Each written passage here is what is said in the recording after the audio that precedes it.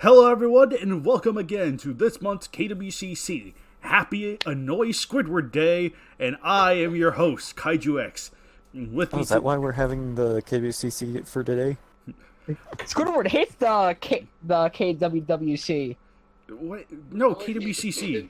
What's the KWWC? Kaiju War Wrestling Chronicles. Oh gosh darn it. That was basically the Toho Monster Wrestling Federation. Look how that turned out. Anyway. It's great! It's so great it died.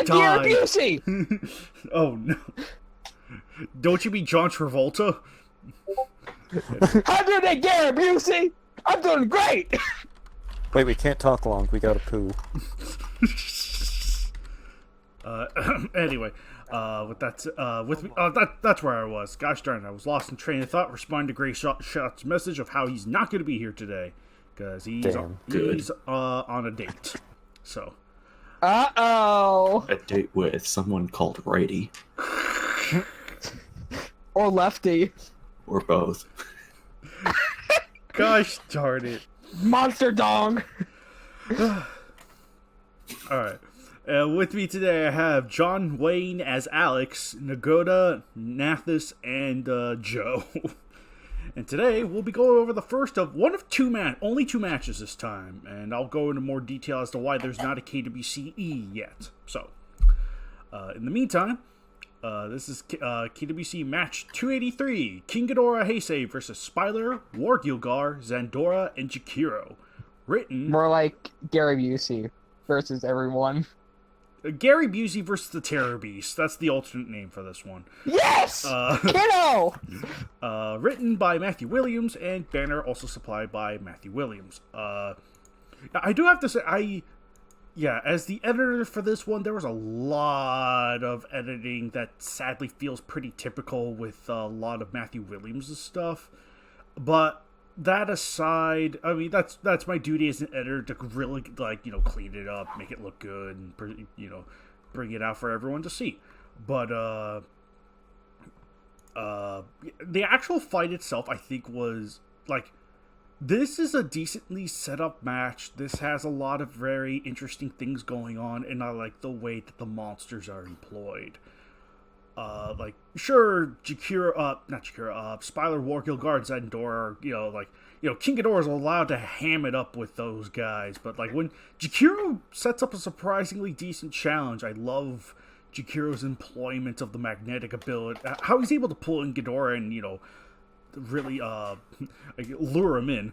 No, there was a lot of really good creative elements with Jakiro specifically that I really thought was that really kind of that was just, what can I say? It was an interesting employment of the character that I really enjoyed. Sorry if it feels like I'm scattered shot right now. I have a lot of things in my mind. It's been a hot minute since I've read the match for myself, so it's like yeah, I know I read it. I know what happened. It's just been a bit. It was so good you forgot about it. Damn. But I think specific details are slipping me right now, but there are good highlights in this match, like the first act when King Ghidorah is fighting the Terror Beast trio. There was some really good teamwork going on between them. I think specifically with Zandora's digging, again, that's always a lot of fun, and how that sort of plays into just how things play out. Gosh darn it, I am mentally lost today. God damn. Is it because of Sonic? May or may not be seeing that tomorrow. Nice. Yeah, I am willing to edit through matches that I think are good. Even if they're written poorly, I am willing to edit through them if I believe they have good material to supply, or give certain monsters a chance to shine. This is another one of those. Would you edit a match of mine if I wrote it in crayon? I mean, that should be easy. All I would have to do is just, look at the crayon version, type it up. So I just have to look back and forth, but yeah, that's easy. What about stick? What if I put stick figures after every paragraph? I just omit those parts. It's that simple. Damn.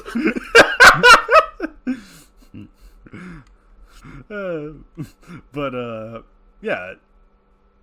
I mean, if you really kind of want to see Hasty Ghidorah shine as a more villainous role, this one does a pretty good job at it. I do remember. I don't know if it was this one or Ghidorah in Hell. No, it was this one, because I think this one once again tried to insert Heisei Ghidorah as the space monster when it's like, sorry, no, Futurian creation.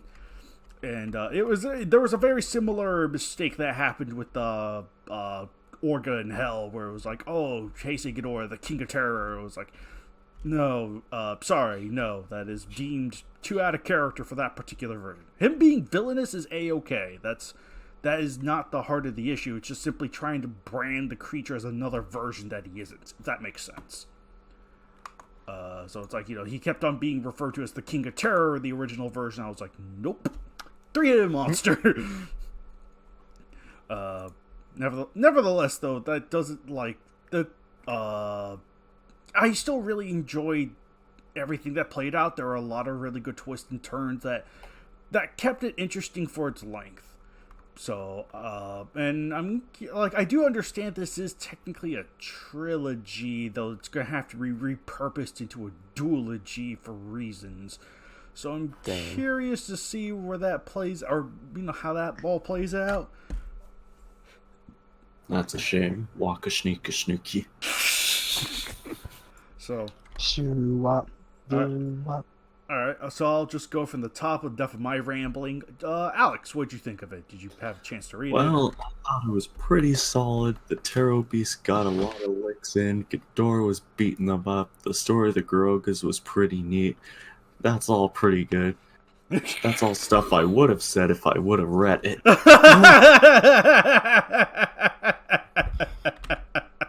Okay, you got me on that one. You got me. I will say, for the banners, Spyler and Orgilgar look like they're just going on a walk somewhere. ASMR, They're on a date. Orgilgar and Spyler go buy milk from a local gas station. Yeah, no, that's the story the banner presents. Spyler and Orgilgar were out on a date, and then King Ghidorah decided to be an asshole. And their non-homophobic friends came to help. Gosh darn it. I guess just a quick tidbit on the banner. I like the usage of the orange, like having it set on Mars. That's really nice. We don't get enough Mars matches around, so you know what? I dig it. Nakoda, did you read 283 by chance at all? Yes, I did. Alright, what'd you think of it? It was pretty... You're also a little quiet. You may need to... is this better? A little louder. How about now? I'm just moving the mic around. Just a little closer. Put that thing right next to your mouth. Nakoda, use the voice you need to use when you're choking a bitch. Yeah, that one. Is this better? Put it in your mouth. It's God darn it. It's better, but I think closest as you can get it. Okay, so... well, for this match, I really like how King Ghidorah actually did something instead of just... Die horribly? Yeah, dying horribly and weak and just there to be a weaker King Ghidorah. He finally actually was a King Ghidorah threat for once.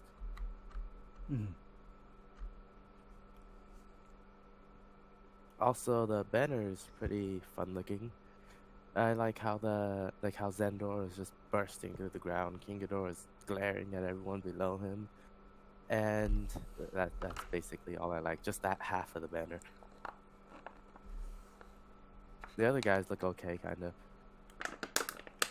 Chikiro's also looking down on those two.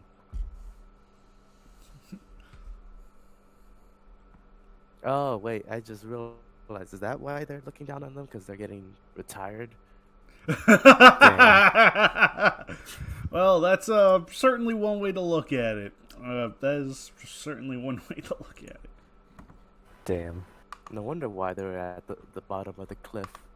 Yes. They're gonna Destiny fucking arrives all die. the same.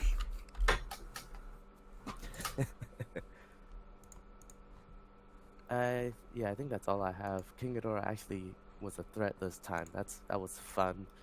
Jakiro was a fun little fight for there too.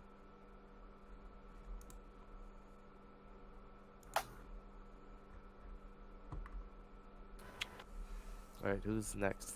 All right. Nathis, did you read 283 and what'd you think of it? I'm going to post something in chat to describe my feelings for the match. All right. Oh, Lord. That's whole match in a nutshell. All Whole right. match in a nutshell right there. Damn. I thought it was pretty solid. Okay, I'll be sure to post this in the video then. Shut up. I mean it. I will end you. What? But it is sad that these iconic Kaiser in this match, these bottom of the barrel substitutes for the Silververse and Ghidorah, I am very sad they'll be retired. I'll miss them dearly. Rest in peace, my friends. I mean, Heisei Wait, Ghidorah's Grin? not retired yet, so he still has a bit. He's getting closer. He's close to death. Fair enough. Like right now, he's on his deathbed, looking at the sky, realizing, God, where did I go wrong? He was born. Then He got then the you hit. walk in with a rifle and just shoot him there. He got AIDS from sucking on too much of that juicy shack meat. Gosh darn it. Yeah, that's my thoughts. Right now, I'm like kind of busy, so I can't really say much. Yeah. Okay, gotcha, man. All right. And I guess with that said, Joe, did you not read the match? I actually did. Holy crap, you did! Yay! Damn it! Damn. Every time I I- want to say you didn't read the match, you do, and then when you ask if you read it, you don't. Maybe I should say if I say you don't read the matches, maybe you will. Just message me like when the match is posted, not to read it.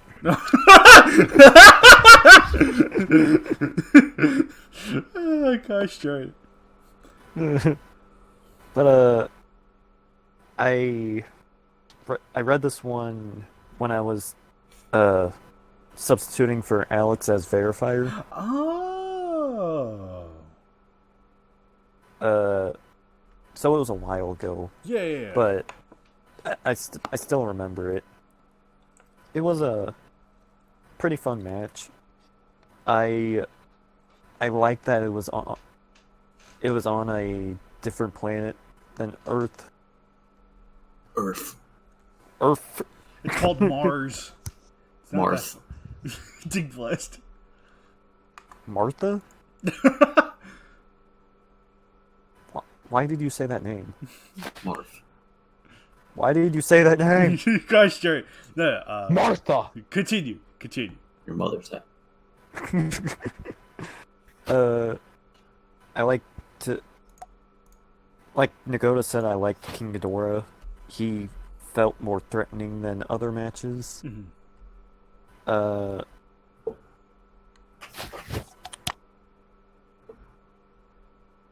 I can't really think of much.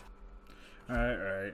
So Just, you're in my predicament then, where it's we know we read the match for sure, but we hadn't read it properly for the actual discussion. Yeah. Gosh darn it. Just a fun, solid match. It's just how it be. All right, fair enough. All right, and I think with that said, we'll go over from 283 to 284. Utsuno Ikusagami versus Ganymus. Author Landon Soto. Banner Andrew Sudomersky. That weirdo. The racist. The USS racist, anyway. This one I remember a little more clearly. Funny enough, both I guess in terms of like history and just how things play out. One, it was such a short match. Like, Ganimus stood no chance, but gosh darn it, I think it's good to have. I think He's trying his fucking best, okay? Not only that, freaking, I remember this one was around before. I think we already made the announcement for August, and I think, gosh, I can't remember the specifics, but I think Ditto said, "Hey, do we got time?" And I'm like, maybe write something really quick. And I think I had made the banner, edited it, and, you know, sent it to Greyshot in like a day. Ooh. But he... gosh, I'm trying to remember. I cannot fully remember those events. This was all... Like, this was at the end of August, and I think that was 2017, I want to say? Or was it 2018? I think it was 2018. Or something like that. So... Yeah, after it was sent, it was too late to be added to August, since Tyler had already picked out all the matches that would be for that month. So I was like, alright, it was just simply held off until, I guess, once we had assembled our Excel sheet of who has what matches, so that way we can keep tabs of everything. It was like, oh yeah, we could probably have another Ganimus match, since we haven't had one in a while. Are we ever gonna get another one? No. Probably not. Another Ganimus match? I don't know. Nevertheless, though, yeah, this was, the match itself is very hard to actually compliment on, just because it's kind of on the one-sided side. It's like, sure, it's a little longer than you would expect for a match that was very much fundamentally Kusagami nukes Ganimus out of reality, but but I think, like, you know, but, you know, it's like, it's a threat. It's an alien threat that threatened was going to threaten these children in this village. And it was like, okay, Kusagami this time. Not your Mothras, your Kusagami. So it was like, boom, nuked. Poor bugger. Or I should say, poor crustacean. Anyway. Yeah, this one is just like, I don't have a lot to say on, just because it's like, it's just so simple. It is so simple and so one-sided, but at least it doesn't... I don't know, I'm glad it didn't try to, like, usurp expectations or subvert them by, like, oh, Ganimus wins, because then it would just feel nonsensical. That would have made it better on on that basis alone. Oh, yeah, just because completely subverting expectations for the sake of subverting expectations makes it good automatically, right, MM? Right? Oh, I'm sorry. Gorosaurus kills Monster X, be like... The fact that this didn't subvert expectations subverted my expectations. That means it's good! Yes! So it just comes back full circle. But yeah, this is more respectable than an MM match. Oh yeah, for sure. Because, I mean, it just makes sense. Like, the power gap between Ganimus and Kusagami is just so vast. But it was at least, like, it at least delivered on what it promised without being like, I'm a lie to you or whatever. So it's like, yeah, I think that all works out. Ew, Birdman's here. Oh, Birdman's here. Great. Great. So, yeah. I do have to say, this is just me speaking for myself here. I love the way this banner turned out. Even for a banner that's on, like, the older stuff I did, I still am really happy with how this turned out all around. Like, yeah, friggin'... hot dang, it still looks pretty good to me even now. So it's like, that's... yeah. Kaiju X, your spaceship landed in the ocean. Oh, You got lucky this time. Alright, well, I'm glad it was just the ocean, not like in the middle of the mountains or something. Then it could have gotten real bad then. By the way, I named the person after you. Oh, great. Rest in peace. Rest in pepperonis. But yeah, alright, I'll go from top to bottom. Birdman, if you are there, what's your thoughts on 284?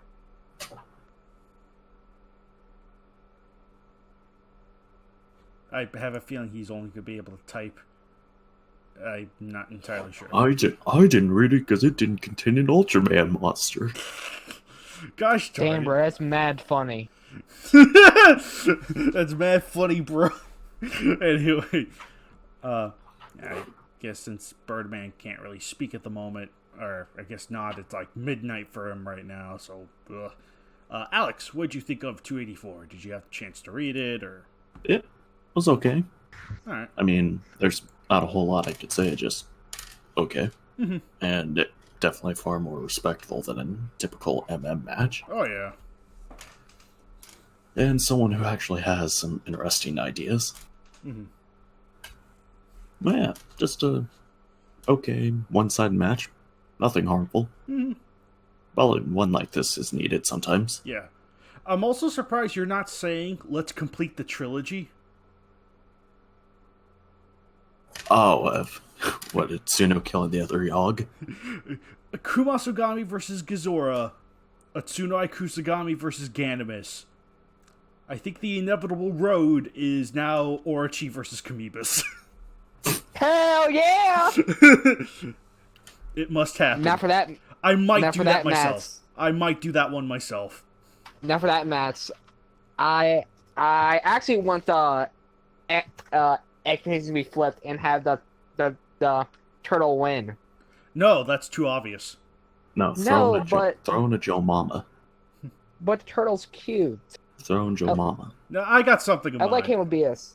Uh, I like him with BS. Joe Mama wins. I know you like him, but it's too obvious.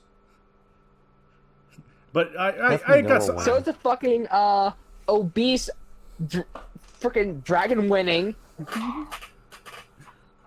Wait, which one are you referring to? There are a bunch of them. Orochi. Oh, right. Yeah, exactly. It's so obvious. It'll be so obvious. That's going to be the fun of it. Orochi I got something in mind. So I'm going to ask you to trust me on this one. Okay. Perhaps. Birdman's typing out his comments, and I'll probably read them as we go along. In the meantime, Nagoto, what'd you think of the match?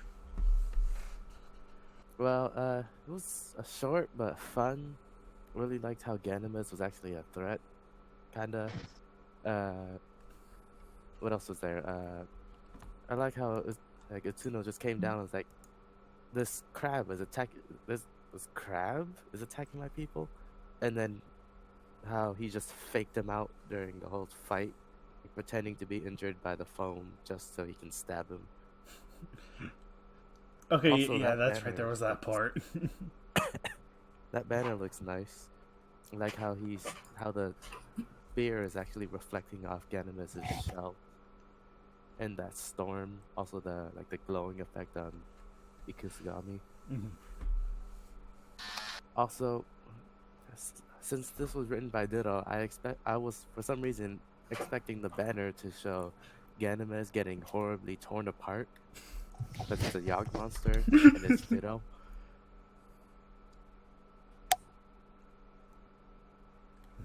Oh, right. Birdman actually has to say, emergency. Birdman has something to say about 283 real quick, so we'll hop back to that just for a hot second. For what will probably be one of the last matches for Spyler and War Gilgar, this match uses not only them, but all the Terror Beasts excellently.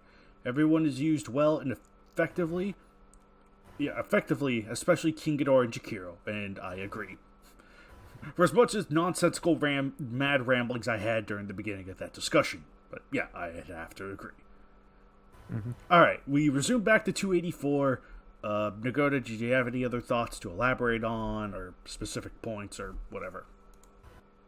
Crab fights Jesus? That's the most blunt description I've ever heard about this particular match. The result is as But- expected. Yes. But I thought Ganymede was Crab Jesus.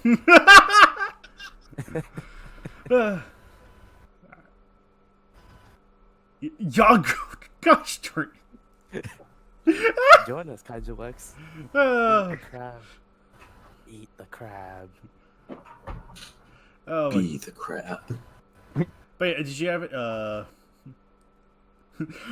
course, Atsuno would be if there were two of them, because that's how that works. Oh, yeah, that post on the forums. Yeah, that post on the forums. It's like, oh, That was maybe great. maybe two crabs will do the job. They're doing their fucking best, KWCs. If You gotta only throw- Utsuno throw ate Ebra out in there. Animus. Yeah. You gotta have Ebra in there too. Make it 3 crabs. We have Bagan eating out Ebra at least. Yeah, just have Utsuno eat Animus inside out Oh gosh. What the fuck are we talking about? and make Animus foam from the mouth. There was a post on the forums that had made mention of like, friggin' like, oh, maybe two crustaceans could have been able to tangle with Ikusagami. I don't know if it was referring to two Ganymedes or Ebra and Ganymes. I don't know which one it was specifically referring to, but gosh dang, that was funny. That was Why not 2 Animus and 1 Ebra? sure all three of them. Why not? You mean to tell me? You mean to tell me that you don't see two crabs and think, yeah, combined they can take on God? Yeah. But nevertheless, Nathis, I assume that Nagoda has said his part, or Yagoda. I apologize. Oh, you want my thoughts? Okay. Yes, please. Okay, here's my thoughts. It's gonna be the cat in the hat thing again, isn't it? Wait, Ultra. Congrido gigante, si prepara por tipo Amarillo. What the? Oh, Giant crab gets prepared by yellow dude. you know what? Yeah, giant crab. Laugh! Damn it, laugh!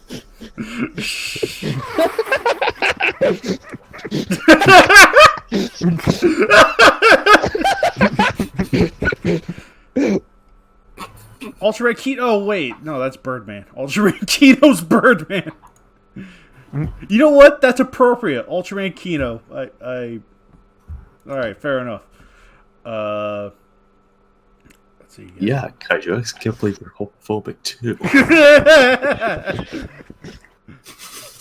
You just might as well label me every phobic under the sun. It's what I am. Animalphobe!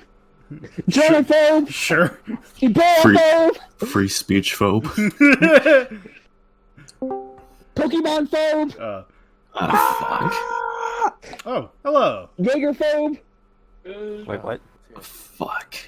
All right. I'm not going to be here for long, and I don't really know why I am. I just noticed that everyone was on. Yeah, KWCC. So Who the hell are you? it's Saltmons. So hello. That guy who Hello always there. gets kicked. Yeah. So Oh, far. why? Well, hopefully not this time. So we shouldn't have any issues. I'm not even reading the KWC at this point. Fair enough. Fair enough. So. Why? It's because it's Mainly cringe? because I'm at school all the time. Oh. No, that's. Yeah. Nope, that makes sense. That makes sense, man. Birdman should get kicked as well. Dig blast it. Alright. Alright. Stupid Yeah, birds. I'm the one who gets kicked for interrupting all the time. I've been, Oh. in fact, I've been kicked from the server itself like twice. So, and then Oh. he was graciously brought back in, and I was like, okay, fine. Different times, different circumstances. I feel bad for you, because those 2 times I was not feeling well. I was This is not. I'm probably just going to be background noise. No, that's cool. That's cool. So. Anyway, Joe, what'd you think of 284? I assume Nathis has given his point, and then, like I said, Saltmon's kind of stopped reading, so it's like, alright, fair enough. Well, KWCs. I I didn't did read read it. the new one. Oh, you did? Okay. I did read Utsuno violently murders a crab. All right. Oh, actually, yeah. Then, what'd you think of it? Yes, it was. I noticed the comparisons to Kumaso versus Gizora, and like it's the same. Yog gets utterly curb stomped by a god in short order.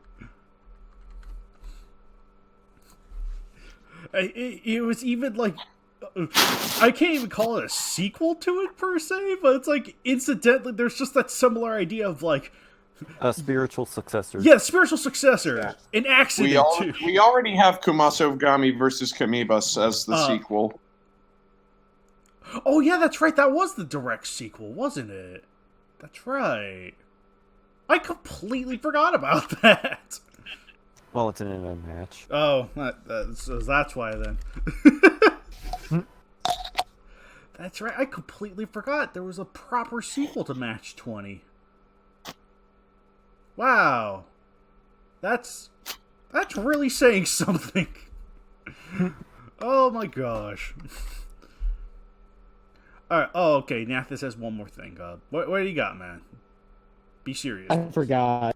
Oh gosh darn it. Damn. Alright. Wait. I liked how the Yogg monster was used and it actually put up like a fight. That's like really rare. Yeah. Unless you're Gezura, in that case, you do some shit, but then die horribly. This is my 5 cents. Alright, fair enough. We're just all racist against sea life, except for Amanda. Unless it's Gamera versus Gizora. That one utilized him well, yeah. So, And that one utilized Gamera well too. naturally. It's a Birdman match. He utilizes his monsters really well. I noticed that on his DeviantArt, he's got a match with the god Pagos. Yes, and there'll be more on that in a little bit. So, in the meantime, yeah, Joe, you said you did not read this one? I did not read it. Gosh darn it. And I said, did you read this one? I should have said, did you not read this one? And you could have said yes. Yeah, I should have. Gosh darn it. No, that's my fault. That's entirely my fault. I did post something in the memes. Yeah, I saw that. I saw chat. that. I saw that. Nice. I'm gonna. I know you Nice. said something very similar, and I'm gonna try and post it when it gets there. So, all right. Gotcha. All right, and I think that, simply put, I guess there wasn't like, yeah, I'm sure Greyshot probably could have interjected and corrected me with a lot more of the history parts of those two matches, because I know they have a little bit more going on, or had a little bit more going on for a while. Yeah, if you were here, he would read my username right now. Take blasted. All right, everyone's changing the usernames today, I guess. I don't know. Not me. All right, good. Stay that way. Do as you're told, Nathis. Right. Okay. That's not very nice. Right. Okay. Bitch. So there is, I think, with the KWC wrapped up and out of the way, there are two things I want to go over: the KWCE itself, just general updates with that, and the KWCE Awards, which I already have set up, planned out, and all that. The KWCE is technically now back in effect. However, and we're going to be... It was not in effect for a bit? Yeah, I had simply just wanted to cool off from posting all those matches, because originally... Yeah, I guess I'll just start from the top.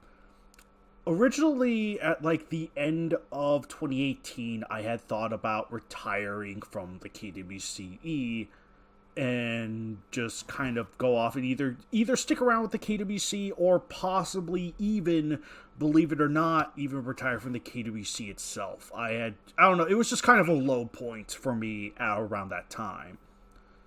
So I had thought, okay, 2019, I'll get all the matches out and I'll reconvert it into a new format where people could, like, you know, I guess kind of like post, it was meant to be much more of a self-sustaining thing where, like, there would have been people to look over it to kind of regulate it some, but like, as far as posting it goes, you would have been able to do that yourself.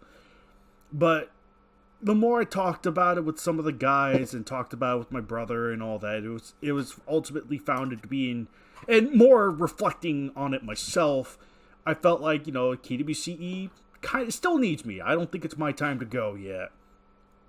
And, yeah, so I ultimately decided just to stick around.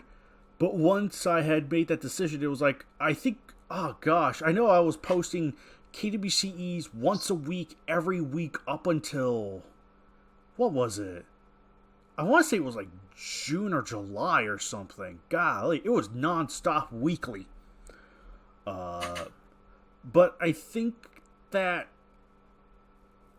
it was like 18 matches in a row, because I remember the last two came out. The last two of those matches came out like in October. One was a promised October match, which I already gotten, and another one was just Harley like, oh, hey, could I submit something? I was like, oh, yeah, sure. So that's how those two turned out. But nevertheless, yeah, I just needed a breather from posting so many KWCEs in a row, and now we're going to be going back to them starting this month in February.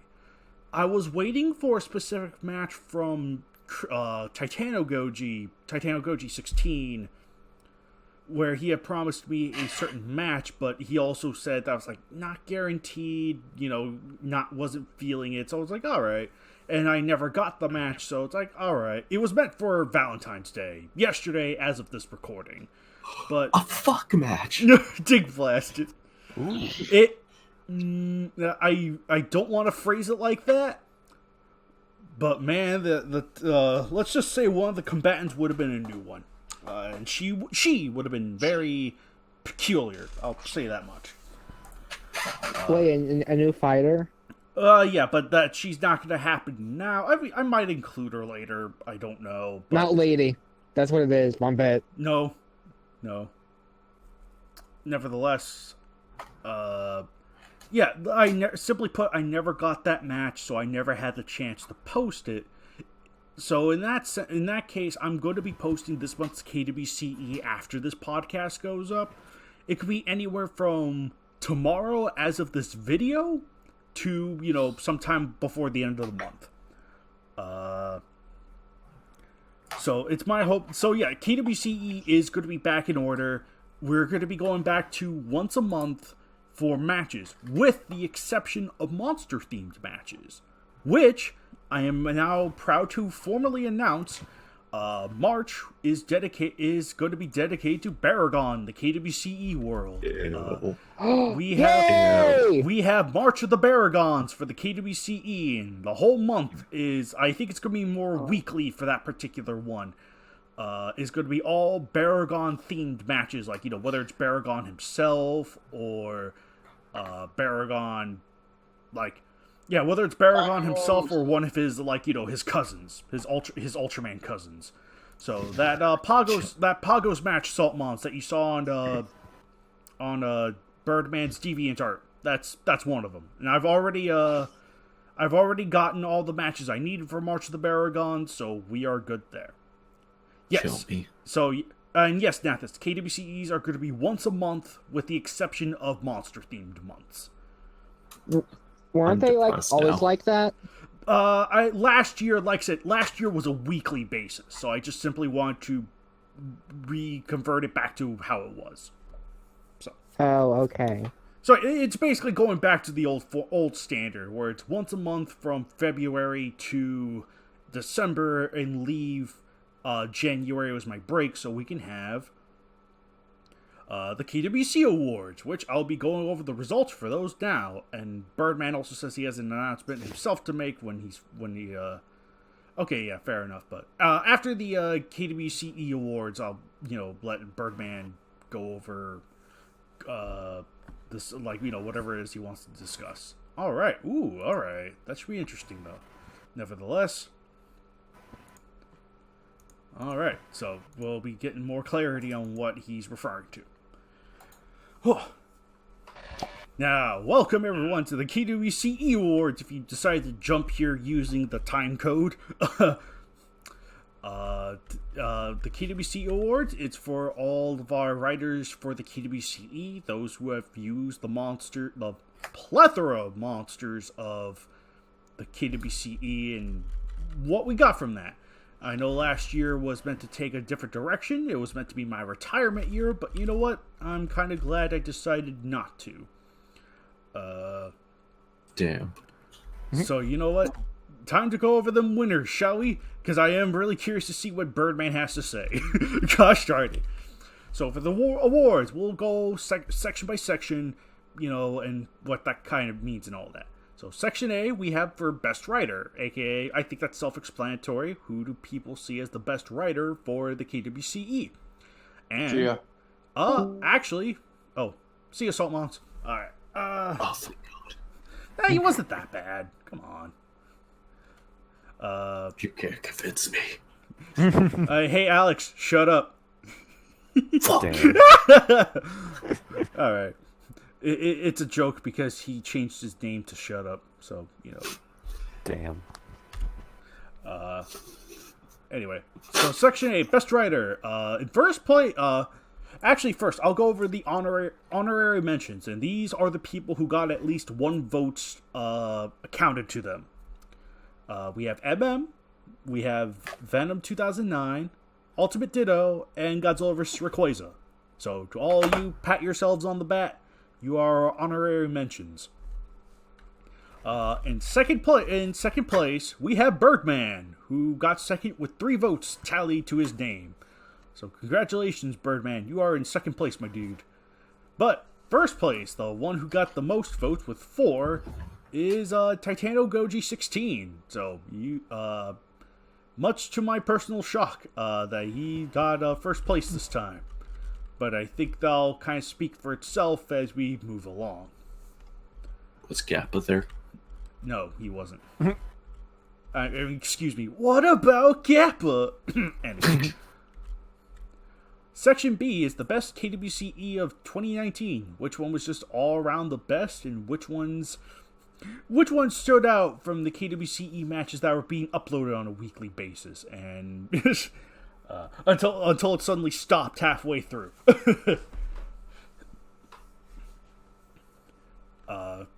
Once again, honorary mentions, we have Anguirus Showa versus Yongari 67. We have Aku versus Galactus. And we have Barugon Showa versus King Kong Toho. So, congratulations to you. You have all been given 1 vote to account for your existence. In the meantime, Section B, once again, we only have 2 definitive top players here, and they are... In second place, we have Match 47, Godzilla Showa 75 versus Godzilla Monsterverse, with 3 votes tallied to its name. You know what? That was a really darn fine match. That was a really good one. That was a really good one. What can I say? But in first place, we have Match 45, Megazord, Dragonzord, and Titanus versus Mechagodzilla Showa with 5 votes tallied to it. So, people really seem to love that one. You know what? That was a really good read. So, I can't complain. I cannot complain. That was just a really good read all around. We'll migrate over to Section C, the best use of Kaiju in 2019. Now, this is just one that's captures the spirit of the characters, or, how they're represented, and how people feel they were best portrayed. So, once again, we have to go through the honorary mentions. You all have at least 1 vote attributed to your name. We have Match 32, The Stranger versus Desghidorah versus Rodan Heisei, Anguirus Showa, Gorosaurus, Baragon Showa, and Titanosaurus. By Godzilla vs. Rayquaza, if I recall that one right. We have Match 42, Godzillasaurus vs. C-Rex, that made it on here. Good for you. And we have Match 50, Stay Puft Marshmallow Man vs. Audrey 2. This is for best use of Kaiju in 2019. So congratulations to you 3. You are honorary mentions. But now here, in a surprise twist, we have 2 second place winners. They are both tied because they both got 2 votes each. That would have to be Match 31, Maguma vs. Elekine by Birdman, and Match 45, Megazord, Dragonzord, Titanus vs. Mechagodzilla Showa. Those 2 got 2 votes each. But in first place, we have match 47, Godzilla Showa 75 versus Godzilla Monsterverse. So, congratulations to you guys there as well. And, hope for the best and all that fun stuff. Section D, best use of human alien characters. Who best utilized the supporting cast, the little man. Those guys. Who? Yeah, those guys. Exactly. That's my point. Who? Who? Who? Yes, who? Who? You know who? Doctor Who. Who? Anyway. Ah. Both of them, actually. Who? And in honorary mentions, we have Kama Gidon versus Mechanicong as match 48. We have match 40, Ultraman Geed versus Destroya. And match 39, Aku versus Galactus for best use of human alien characters. And once again, we find ourselves in another tie for second place going up. In second place, we have match 34, Baragon Showa versus C. Baragon. And match 50, Stay Puft Marshmallow Man versus Audrey 2. However, once again, first place is going to be attributed to match 45, Power Rangers versus Mechagodzilla Showa. That's how I'm going to shorten that one too. For the sake of my own voice. Section E, we're almost done here, folks. We have the most creative and original KWC. Like, these are the ones that went, above and beyond. They did something a little bit unique, something unorthodox, something you may or may not have expected. Or maybe totally expected. I do not know. But then again, if they were totally expected, it wouldn't be that creative. So, once again, we have to go through our honorary mentions this time, which consist of match 45, Power Rangers versus Mechagodzilla, and match 36, Barugon versus King Kong. And in this set of circumstances, we have 3 ties for second place. 3! Oh shit, oh fuck. We have match 49, Anguirus versus Yongari. We have match 46, Manila Showa versus Destroya, Hedera, and Baggin. And we have match 39, Aku versus Galactus. These are all matches worthy of second place, but the top them all up for most creative original KWCE goes to match 50, Stay Puft Marshmallow Man versus Audrey 2 by Shipper's Dreamer, aka Harley. So congratulations, Harley. Your match got first place in something this time. But now, we must go to best story in a KWCE. And first off, honorary mentions, I'll have to give those to match 50, Stay Puft Marshmallow Man versus Audrey 2, and match 45, Megazord, Dragonzord, Titans versus Mechagodzilla Showa. But in the biggest twist of all, we have no second place winners in this position. In this section, everyone's a winner. So the first place ranking goes to match 30. Sounds like communism, but okay. We have Commies. We have match 31, Maguma versus King. We have match 47, Godzilla Showa versus Godzilla Legendary. And we have match 36, Barugon versus King Kong. All 3 of these are first place winners because they all got 3 votes each.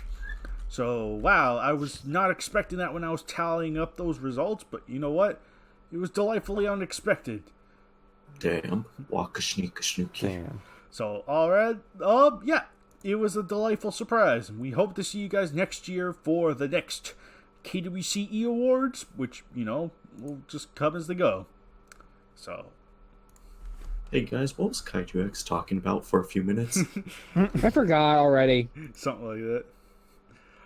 Some award show? Game of Thrones? Something like that, yeah. You can just ignore what I said, the insane ramblings of a madman. Yeah. Nevertheless, yeah, that has been this month's KWCE Awards, and expect the KWCE up eventually, like before the month ends. So we'll be going over that properly come next month. So, yeah, and I think that officially concludes like KWC and KWCE like related discussions. However, Birdman did say he wanted to update us on a certain subject matter. Birdman, what is it that you had to say, my dude? So, and I'll be transcribing what he types as he posts. So I am the voice of Birdman in this situation. Birdman! You have to read it in a British accent. I can't do British accent. It's going to turn to an Australian one. I want to do it. I want to read it. You can do it. I mean, what's the difference? Oh, look who's racist now. I only do it to insult. The racist C has come to racist. I do it to insult. Once again, no official confirmation at this time. So once again, take what's said next as a grain with a grain of salt. If an I already have a jar. If an announcement does happen, it will probably be around July at the earliest. All right. My other best friend. Hey! Hey. Hey. How you guys doing? All right. We just wrapped up KWC and KWCE stuff. Ah. So, gosh darn it. You could have been here earlier, but you know what? We could go over everything with you. Shit. Just go back. That was in a time. bad practice. I know you were. The main update to note is that there are three movies up for eligibility, over from the one from the last update I had. All right, there are three movies up. Okay, yeah, and I think the last one he made a note of was Ultra Galaxy. I think Ultra Galaxy Legends, if I remember right. Okay, he's gonna grab his links, and he'll be right back with us. So. Do it. Yeah, as Birdman goes to supply, gets his resources. Bacon, could you go over really quick your thoughts on 283 and 284, just real quick? I know 284 is Izagami versus Ganimus. What's the one right before that again? King Ghidorah versus the Terror Beast. Oh, that one is sick as hell. I really enjoyed that one. Just the brutality of how they all died, how it connected to Godzilla versus King Ghidorah, how it connected to the Zone Fighter. It was a good match. And as for the Ganimus match, even though it was one-sided and really short, it was still enjoyable. And yeah. Okay, so Birdman has posted three of his the three links he had made reference to. We have Mega Monster Battle, Ultra Galaxy Legends the movie, which is the one most famous for introducing Belial and Ultraman Zero. So I think it's the one we are arguably are the most hyped for, or at least for any Ultraman. I'm not. No. I'm not. Okay, maybe none of you are, you freaks. Buff Ultraman. Bam. No. It looks like Yes. It looks like a fucking douchebag JoJo fan. Exactly. It's appeal. Oh gosh. All right. You, JoJo. All right. Anyway, the other movie that may also potentially be in the lineup is Ultra Galaxy Fight: New Generation Heroes, which that's Yeah. it was. Yeah, I'm not too familiar with this one personally, so I really don't know what it could bring or what it's sort of. It has the buff one.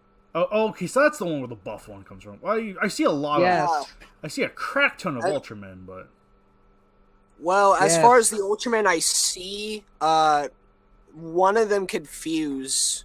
Right, I think that's Orb. Even better. A lot of them. They all look the same. Yeah, a lot of them fuse now. Oh, okay, least no. 3 of them. Apparently we are wrong on something, and I think that might be the... I don't know which one does what anymore. There are too many Ultraman, they have too many... I know that Ultraman Victory and Ultraman X right there could fuse together. Okay, One okay, not in Orb doesn't fuse in Ultra Galaxy Fight, but nevertheless, the third potential movie that might be in the Toho lineup is Ultraman Taiga the movie, New Generation Climax. God damn it, Joe. Gosh darn it. What? Don't worry about it. Dang it. So why does every character on those posters suck? Because you have Because no it's Ultraman? emotional attachment to them. Damn. I think Godzilla sucks personally. That's fair. Which one? Shit, you're supposed to back to that. No. Anyway. So, but nevertheless, yeah. So far, these are the 3 movies that seem to be within. They seem to be within the realm of possibility. There is no confirmation as of yet if this is the case, but if it is, then, like I said, it could lead to. It could open up a world for us, but it's also a point, like, again, it's just because, even if all 3 of these movies happen to be Toho redistributed or what have you, it's still somewhat of a case of, like, we obviously wouldn't be adding all of them, we would definitely be shifting out one for the other, and so on and so on. So it's like, yeah, I would not expect, like, I mean, at least I guess the greater Ultraman world, like, greater Ultraman world could be more opened up. We could be more lenient with that. But, yeah.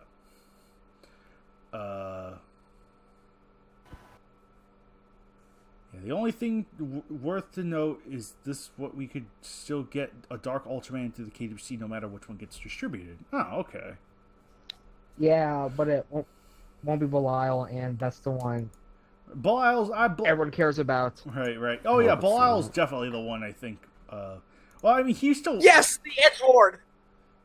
All right, Tree Gear, which I guess is probably in the like either the Taigo one or the Ultra Galaxy Fight one. I really don't know. Is he a tree or a gear? The guy with a mask. I wonder how Nathis is going to react. Gosh, Joey. Why don't you read it for the audience? Right. But, nevertheless. Oh, fine, I'll read it. God damn. Damn. So, What do I read? What do I read? Don't worry about it. gosh, Joey. Enough with the fucking those references. Jesus, tap dancing Christ. No, I was referring to the other chat. Right, no. Oh, wait, no. But It's the one I did. I see. Thank you very much. yeah, that sounds about right. Notice how he didn't object to it. And I'm the summer gay. I'm a token. Gosh darn I am perfect. it. Dig lets this get chaotic. All the chaotic energy is being all encompassed. We are all chaotic neutral, okay? Damn. I'm a chainsaw. Nah, I'm just chaotic evil. Oh yeah, Oh, Alex. shit. Alex is chaotic evil. He's been like that for years. That's what makes him so epic. Yes. This KWCC is a wild ride. It's just like that one time where Alex wasn't here. It was. Oh my god, yeah, damn. that was crazy. Yeah, Yeah, that see what one was happens nuts. when I'm not here. But you It see gets what even you worse. see what's happening when you are here. Yeah, but here's the thing. Apparently, it gets a lot worse when I'm not here, so I just contain the craziness. It's even No. better. It's even better No, when there's no Alex or It turns Greyshot. into a Damn. modern utopia. Damn. Oh my gosh. Oh right, it's Alex, not Alex, but yeah, nevertheless. His name is John Wayne, respect him. Yep, Birdman's being stupid right now, as Who always. does he look? Gosh darn it. Oh, Oh hey, Ultimate Ditto's here. How's it going, man? Ditto. Yay, he's muted. Oh, Ditto. Oh. We were just talking about you. How you like killing off Yog monsters in banners brutally. Yeah, Yeah. kind of murder. Well, at least I was earlier. Ditto's wonderful ability of brutally harming Yog monsters. All Yog monsters were harmed in the making of this banner. well, maybe they shouldn't suck. Excuse me. I love Camabias. Yeah, he's epic. He is the only epic one. Good. We agree on something. Let me put it this way. Goddamn. Let me put it this way. Camivus is so good, he died off screen. Exactly. He sounds about Chad. All right, but all right. Let's give Ditto his time to shine. Let's give Ditto a chance to speak. And I guess now that you're here, I'm going on repeat here again. What'd you think of 283? And I guess what thoughts can you give on 284, if you can remember that far back? Which is 284? Your match. Oh. Wait, you want me to give my thoughts? We're on 283 and 284. Those are the most recent ones we've gotten. What did you think Right, of it? okay, let me check. Gosh darn it. Dig it, Birdman. Okay. Don't confuse him, unless that was me. Okay, there we go. Okay, so the I see an echo. The Tarot Beast. I hear one. Yeah, it's. Yeah. I think it's coming from Ditto. Epic. It's not me this time. It returns when you're a dead unicorn. Like, Damn. it is planned for like when you die, and then the day after, bam, new match. Yeah. Okay, no. Yeah, KWCE, yeah. Like I said, we already went over that. It's going to be returning real soon. I had expected a Valentine's match, but that just fell through. So, yeah, there will be one up before the end of the month. Could have been the first KWC XXX match. Hell yeah!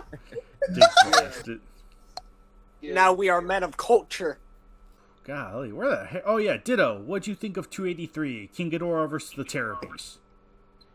Okay. I liked it. I read it before on the DeviantArt, and I thought it was a pretty neat match. On the DeviantArt. Yeah. I used all four pretty well. And We can't hear you, Boomhauer. what? Yeah, you're Ditto. Could you speak up? Try and speak up. I'm speaking into the mic. Put I don't the know, I mic can't- into your mouth. Oh yeah. Does that sound any better? Bear. Wait, what party's at Applebee's? What? Literally half the Here, I'll just write it down. Nactus, I'm getting background disturbances on your side. It's her brother. I'm sorry. I'll meet. Okay. Alright. In the meantime, Ditto, could you try to speak a little louder? Get that mouth close to that mic. Could you eat that mic, please? There, I wrote it down. Okay, in the fair chat. enough. It was a good Damn. match, like how all the monsters were properly utilized. You know what? Okay, fair enough.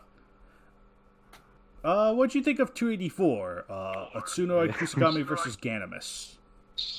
Okay, hold on. I want to make sure you can hear me. Yeah, I can hear you. Okay, you can hear me now. Yes. Alright, well, the idea behind the match was that it was going to be like a, sort of like a, there's a little nod to Kusagami versus Gezero. So, just a short and sweet, like, stomp.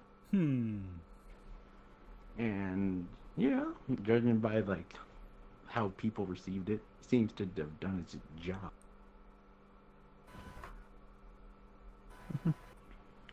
And, it was just a pretty fun little match.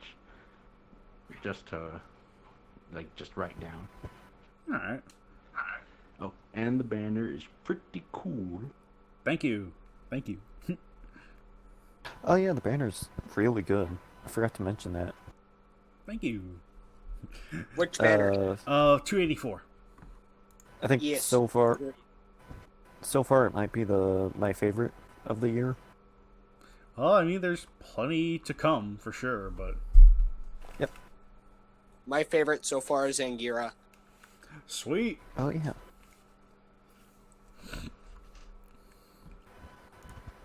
Alright, no, that's good to know. That is good to hear. I do remember, Ditto, weren't you trying to write it for August, if I remember right? It was sort of a yes and no. Like if it happened, it happened. If it didn't, then that was. Yeah, okay, something like that. All right. Yogurt.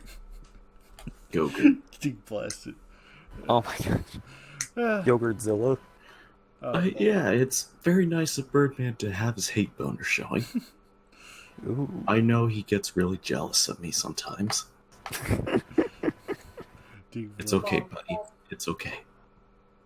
Anyway, all right. Let's see. I'm seeing if Ultraman Kino, Birdman has any additional, I guess, extended thoughts to add on. I guess. Yeah. Let me see if there's something here real quick. Gosh darn it!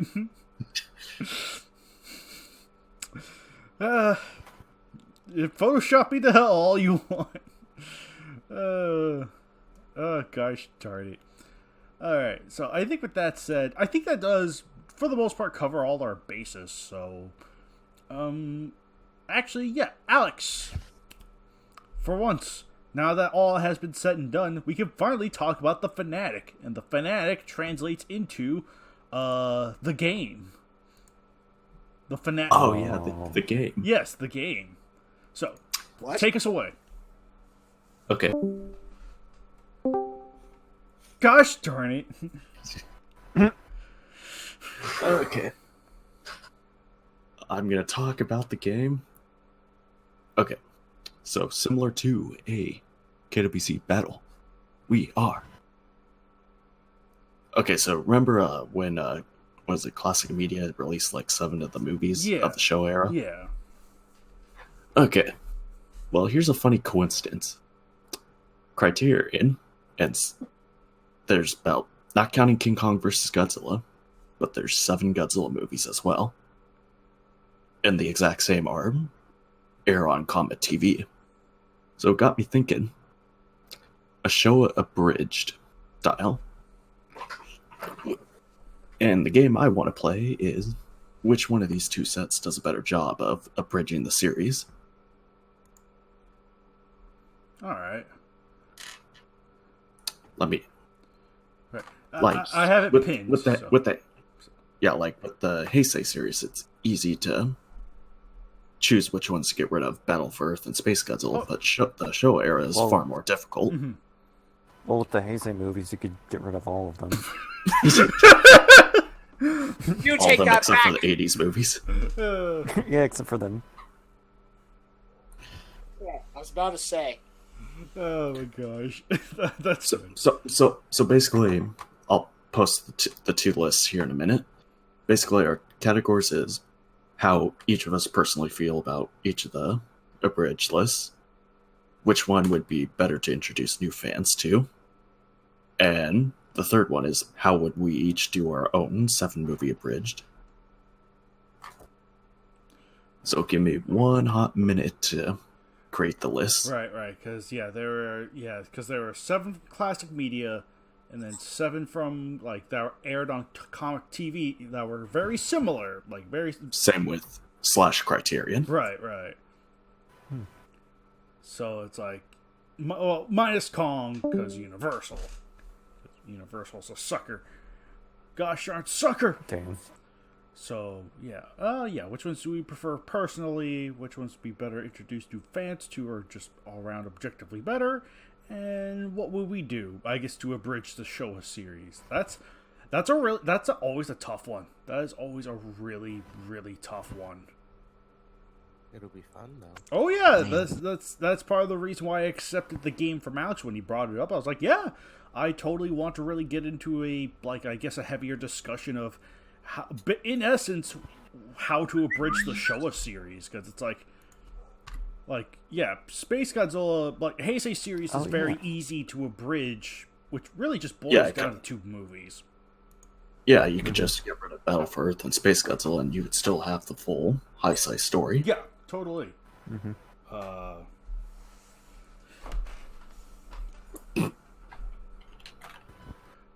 So, yeah, with that said, this is curious.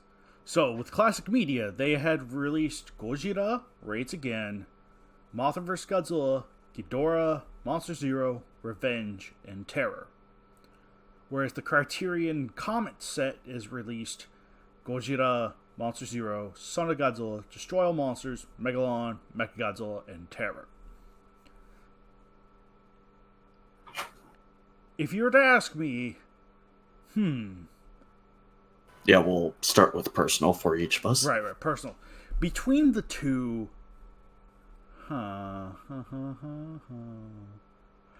between the two, I think classic media does it, like, if we're talking about abridging the Showa series as sort of an arc style while cutting out what's not really needed, I think classic media does it better, because at least we see there's a much clearer sense of transformation. Because to me, Ghidorah the three-headed monster is vital for Godzilla's character arc.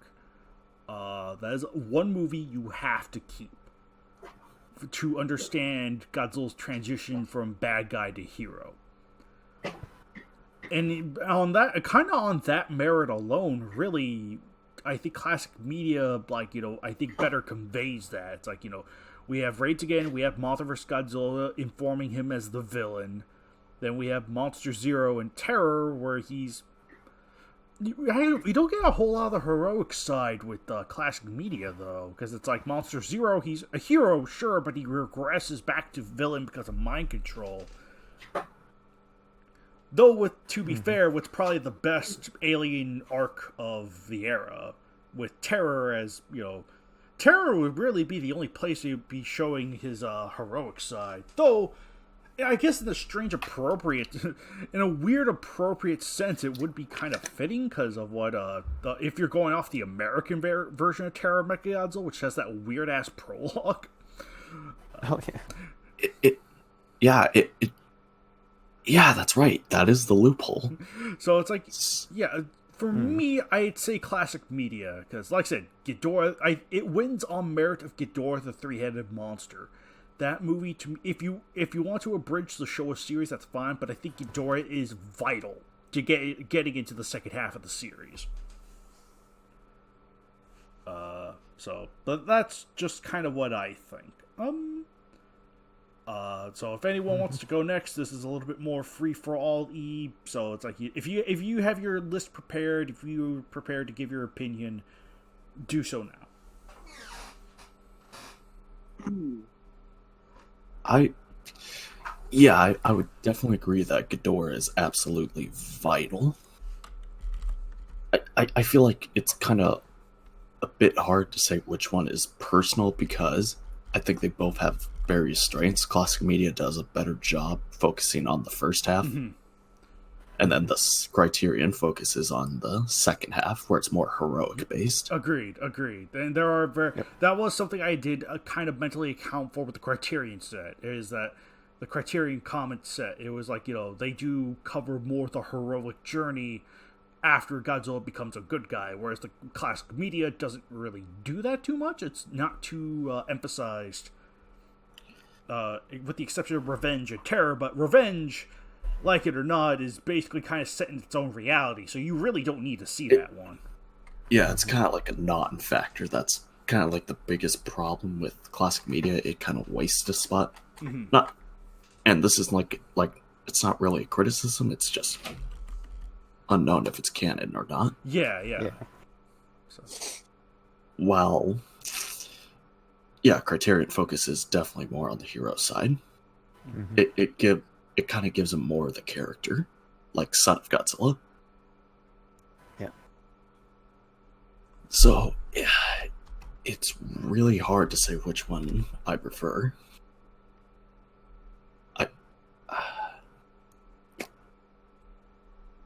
I may have to abstain for now. Yeah, that's fine. Because this is a tough one. Yeah, I'm currently finalizing my list of what I would do, but yeah, if you don't have a final decision yet concerning which one overall did it better, because it is somewhat subject to interpretation in this case, because I think it depends on what you're looking for. Well, it's not only that, but each one focuses on a half of the series better. Like, classic media does the first half better, and then Criterion does the second half better. And then when you combine them both, you get perfection. Anyway. You get to watch Gojira and Monster Zero twice. And Terror. Yeah, I was about to say. They're so good, you see them twice. Anyway. Bacon, do you have, like, what's your stance on this? Who do you think conveys, like, abridging Showa better? Who do you think? Yeah, your personal thoughts. Well, shit. Okay. This one's a little bit hard. Because you need at least Gojira up to Ghidorah.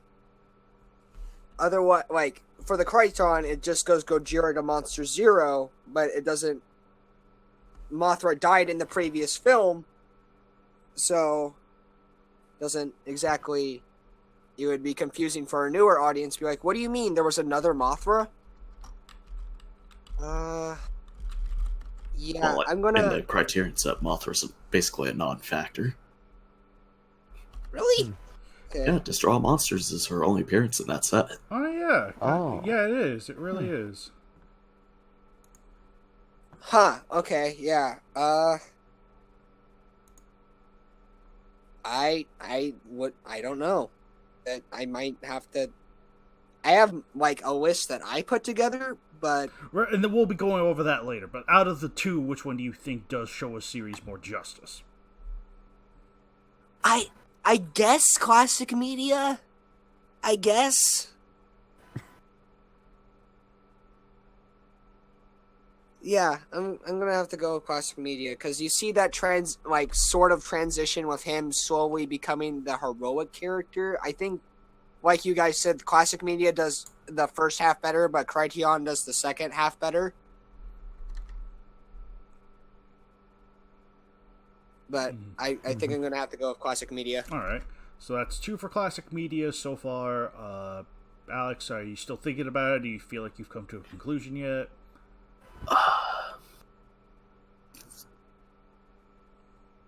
I thinking about it right now, I think we're... I might have to say classic media. All right.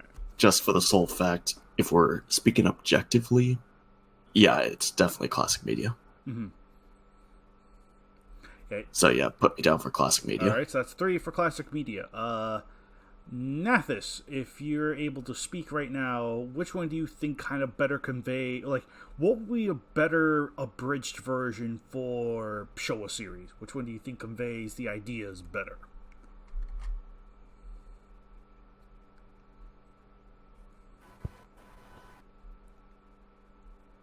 I think Nathis is properly deceased as of now. He's still muted. Good. Damn. Alright, so, Damn. Ditto, we'll hop on over to you until Nathis is available. Okay. So, which one do you think... Can you still hear me? Yeah, I can still hear you. So, which one do you think Good. conveys Showa series better? Okay, let me just look up the list real quick. Alright. Honestly, my bad. Honestly. Gosh darn it. Implies zero line. I would go with classic media, honest. Almost did it. Yeah, I'd go with classic media. I think it would do a better job of abridging the series. Because I really don't see the need to watch Destroy All Monsters or Megalon from the comet. Mhm. So, let's see. It starts with Gojira. For classic media, it starts with Gojira, and then raids again, which is pretty good. And then Mothra versus Godzilla, which introduces Mothra, and then Ghidorah, which is like the direct sequel, and then Monster Zero, which I think is that Invasion of Astro Monster? Yes. Or is that the one with... Yes. Yeah, that's the one with Planet X and the Exilians and all that. Okay, then yeah, that's pretty good. Godzilla's Revenge, because it introduces Minya and highlights his good side. And then Terror, which, again, more or less just reinforces his good side. And, Sun I'd say it's a pretty... introduces Manila. Yeah. Son of Godzilla wait, introduced which is Revenge. Revenge is the Gabbro one? Yes. Yeah. Ooh, Wait, okay, that's a I thought- little weird. I thought we Manoa spot- was introduced in Monster Zero. I think we spotted a fake fan. Hey. Okay, well, it would have been nice if Revenge was swapped with Son of God, Yeah. but other than that, I think Classic Media is the solid list and the go-to for an abridged.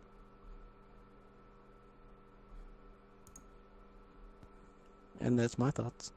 All right.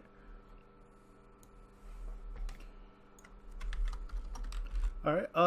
Nagoto, which one do you think is all around kind of on the better side of the spectrum? Like, which one do you think does the better justice at conveying the story? Real quick, you guys can hear me, right? Yeah. Okay.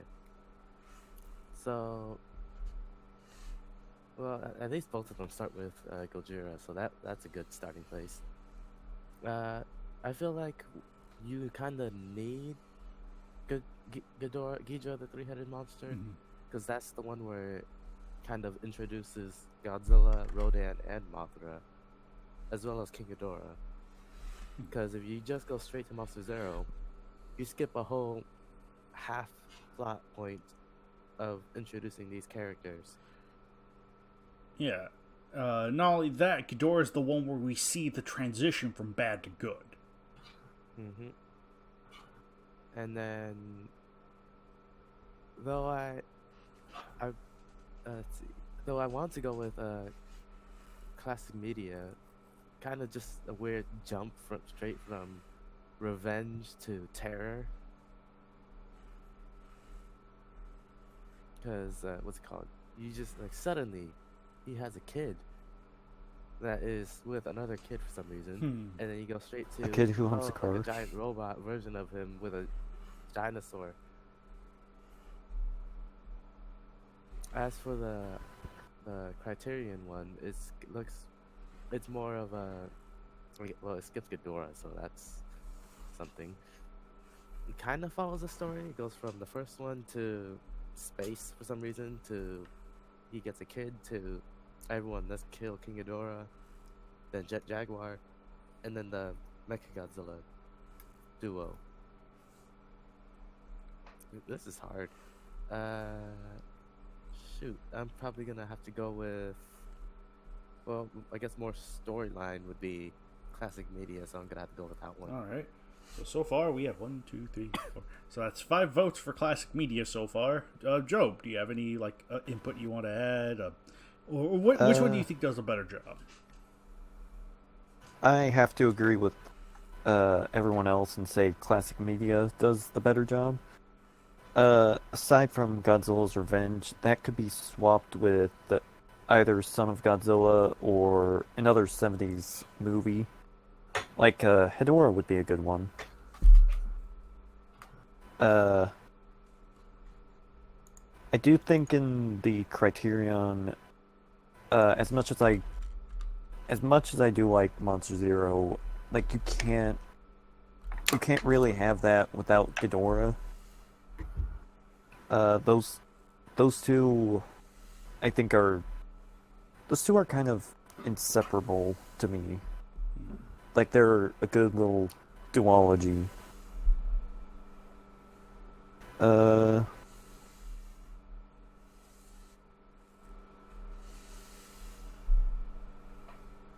Also, Criterion doesn't have anything with Mothra, and Hey, it has to draw monsters. oh yeah, that's important. But Mothra is important to. It's too important to the series to ignore. So Classic Media has that really going for it.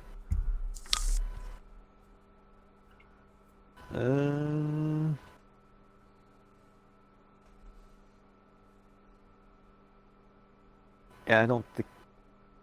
Oh yeah, I do agree. The prologue for Terror does kind of make up for the lack of 70s representation in the Classic Media.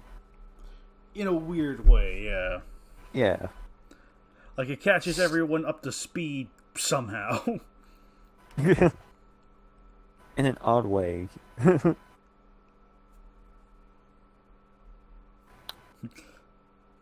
So, wow, in that category, classic media fucking sweeps. Sweeps, yeah. It's because it has that solid, like, sure, I think if your preference is Hero Godzilla, Criterion would probably be better suited for that. But if you're talking about, like, a narrative structure to the Showa series, I think classic media, with the exceptions of Revenge, does a better job at conveying that.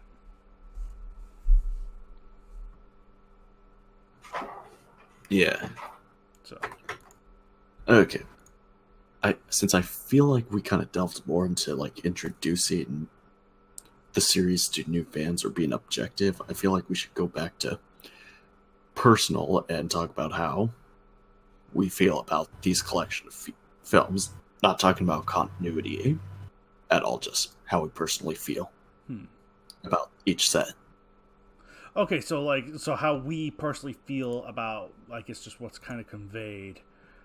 Yeah, no, not really taking continuity into account. Okay, right. So just based on my favorite movies, sort of thing. Yeah. That's a little hard to say for me because I love all these crazy ass movies for the merit that they offer. It's like they're all fun, they're all crazy. I just kind of love them all. But so it's add them all.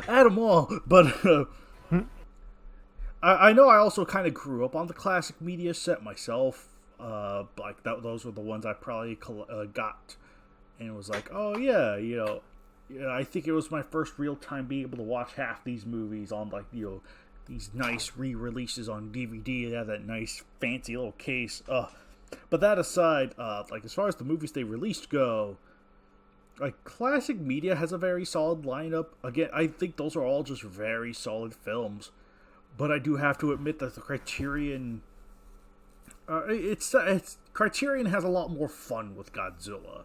And I think if you're looking to be more fun with Godzilla, the Criterion comic collection does that justice.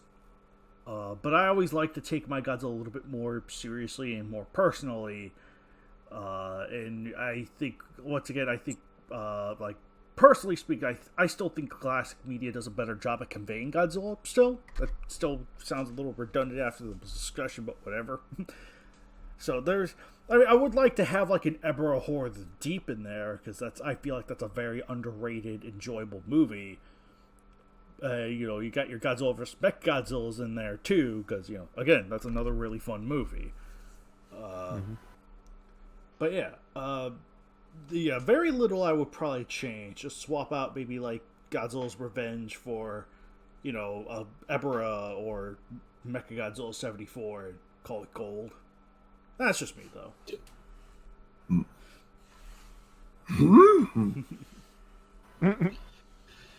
Alright, well, how about a quick question? Yes.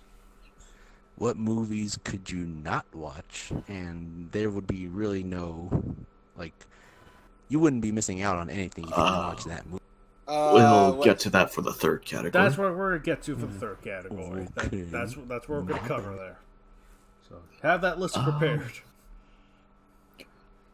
Personally, again, it's also hard to say because classic media has Ghidorah, which I love, but Criterion has Megalon, which I love. Fuck, this is painful. I may have to say classic media, even though it has Revenge on there.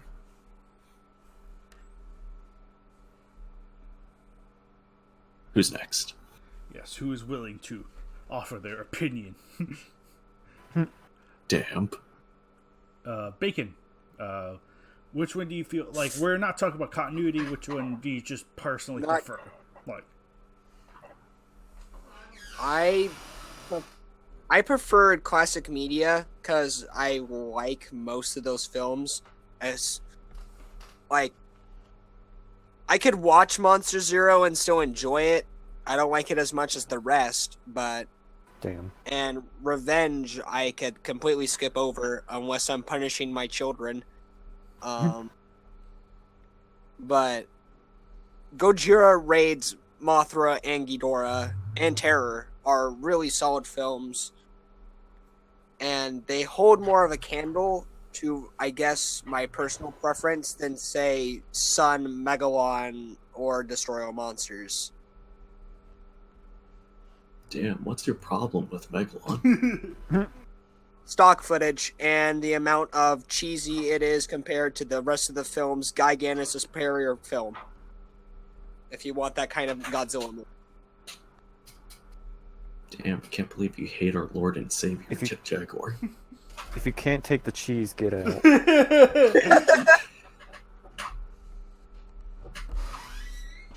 All right, so Nat's still dead. Ditto, like, Damn. when it comes to, I guess, films you prefer, like, which are the set of films you prefer all around? Just ignoring continuity, which are the ones you would be willing to be like, oh yeah, I'll sit down, watch these movies again and again and again until I die? Like Nathis. Okay. Well, for this one, I think I'd go with the Comet set because it has both. It has a good mix of serious movies and like the more lighthearted ones. Like it has Gojira, Monster Zero, Mechagodzilla, and Terror, which are like more serious. And then it has Son of Godzilla, Destroy All Monsters, and Megalon, which are a bit more lighthearted, but pretty enjoyable to watch. So I personally would go with Comet.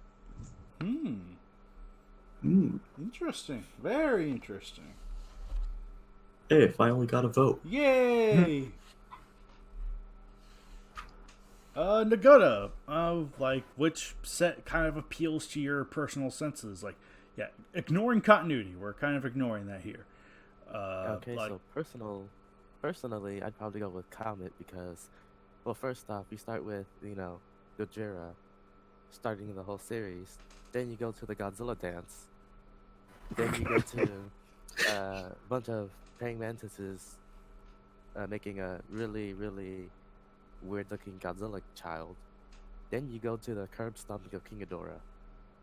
And then Jaguar shows up. And then suddenly you get to see the duology of Mechagodzilla beating up Godzilla really badly. So yeah, I'm going with Comet for this one. interesting. Joe, do you have, like, which one appeals more to your sense? Like, if you were to sit down, which one would you be willing to watch them over and over again? Well, I think I'm gonna have to go with Comet. Because this is ignoring continuity. Yes. So I could justify getting rid of Ghidorah and just watching Monster Zero because I love that movie. And it's got Son of Godzilla and Megalon, the best movie ever made. And Godzilla vs. Mechagodzilla, Terror of Mechagodzilla. You get a good range of great, really fun movies. It is missing Ghidorah and Mothra, but I think for what it has, I would pick Comet. Screw it, I'm gonna change my vote to Comet. Alright. Damn. So, yeah. Joe, you have betrayed my trust. The Fanatic is the best movie of all time. Dig Like, bless. Oh, get shit. shame. Damn. Alright. So, yeah, that's 2 for classic media and, like, 1, 2, 3, like, 4 for Comet. And you know what? Yeah, that's not bad. So, like I said, I always liked my Godzilla to be a little bit more serious. In Godzilla's Revenge, for as fundamentally flawed as it is, like, I could still take seriously, because it's like, I get its ideas even if it did get goofy. So it's like, yeah. Weirdly, that still sounds weird to say to your average Godzilla fan, but yes, I can take Godzilla's Revenge moderately seriously. Unless it's the dub, then that's another story. I can't even take the opening of the Japanese version seriously. Godzilla says I should kick your ass. But yeah, that's just always been me. So, So yeah, Godzilla says I should give Destroyer a cream pie. Yeah, no. Bum bum bum. Do-do-do-do-do-do-do-do-do. not going to endorse that anyway. Damn. All right. But yeah. Yeah. This one. Ooh. Yeah. Yeah, on to the third category, Oh, all right. which is create your own timeline. All right. So good news. I have one prepared. During the time of discussion, I've been able to assemble one. I've given it a decent, thorough think about it. There are two. Okay, so one quick question: is King Kong vs. Godzilla allowed on this list? Yes. Okay. All 15 are on the table. On the table. Okay. Nice. The only thing is you can only have 7. Okay. I can only have 7, but all 15 are on the table. Okay. Damn. All right. Awesome. Then yeah, I have my list prepared, and I have my reasoning for my choices to be if I were to cut down the Showa series to what I feel like would be the most essential. Here's what I got. The original Godzilla. I think that it's kind of a weird, goes unsaid sort of thing. Not only is it a classic and a fantastic movie, but, you know, sure... You have to have it. You pretty much have to have it, so... the next one is King Kong vs. Godzilla. And I think, to me, it was a toss-up between this and Raids Again, but I think for the sake of greater continuity, at least having a Godzilla in ice, you could at least set up the second Godzilla a lot quicker. Like, sure, Raids Again would explain why he's in the ice to begin with, but this is a prehistoric dinosaur. He could just be in there. They don't heavily reference Godzilla Raids Again, aside from the fact that he was locked in an iceberg. So it's like, yeah, you could totally treat this as the second Godzilla comes out of ice. Which then I was more concerned with its ending, where Kong wins and, you know, his body is buried under sediment where he's freed in Mothra vs. Godzilla, which would be the third in my lineup. So you could say that King Kong vs. Godzilla and Mothra vs. Godzilla to me are vital in providing Godzilla as the antagonistic force of destruction. And I think it's good to see him as a villain first before we get to Ghidorah the three-headed monster, which again, to me, continuity speaking, is vital if you want to get into the second half of the series. So it's like, yeah. So far we have Godzilla, King Kong, Mothra, and Ghidorah. The next one I have on my list is Invasion of Astro Monster. I think it's a very similar reason to Godzilla. I feel like it's I think it's the series' best alien invasion story. I feel. So, and I think all around it presents like Godzilla's more immediate after, like, not only does it introduce aliens into the mix, but it also presents it doesn't too much to grow Godzilla as a character per se. Admittedly, very much admittedly, it doesn't do too much, but I feel like it was a good. Oh, so it sucks then. Well, no, it's not so much that, but I think it's just a really solid entry all around. That I think it's just too good of an entry to leave out, much like the original Godzilla. Sure, the original Godzilla doesn't necessarily tie into the Showa Godzilla's story arc per se, but once again, much like the original Godzilla, it's just that, you know, it's that key foundation, if you ask me. And then for the last two are the Mechagodzilla duology. I think not only do the Mechagodzilla duology do a good job at showing Godzilla as the superhero, after being subject to control, it's like, here's Godzilla without that restraint. Sure, they are two alien invasion movies in succession, or technically 3 in succession going off of my list, but I think the Mechagodzilla duology is more important because it's like, not only is it like the last of the movies in the franchise, like Mechagodzilla 74 ties into Terror in a couple of ways that I think you kind of need to set up, I feel. Yeah, but there's a problem with that. What's up? Something's wrong. Godzilla shouldn't be attacking his friend Inguirs. Oh gosh. By removing Angear's, Oh gosh, you're right. Ah shit. Damn you, it. you screwed yourself, buddy. Yeah, I kind of did. So I could You possibly. gotta have Gigan in there now. Ah gosh, yeah, you're right. That could be the. I could replace Astro Monster with Gigan in that case. Because like I said, Astro Monster is a very fine, solid movie that I would personally recommend.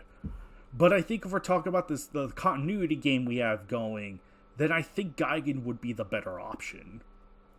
And it still features King Ghidorah anyway, so yeah, maybe Gigan actually. Huh. Let's do that. Yeah, that's. Damn it. Yeah, I really like Astro Monster as a movie. Like, that's my personal preference. But Man, it's like if the sets included one more movie, we could have had a solid list. yeah, The perfect Damn. list. damn you, damn you. Yeah, that is an interesting way to look at it.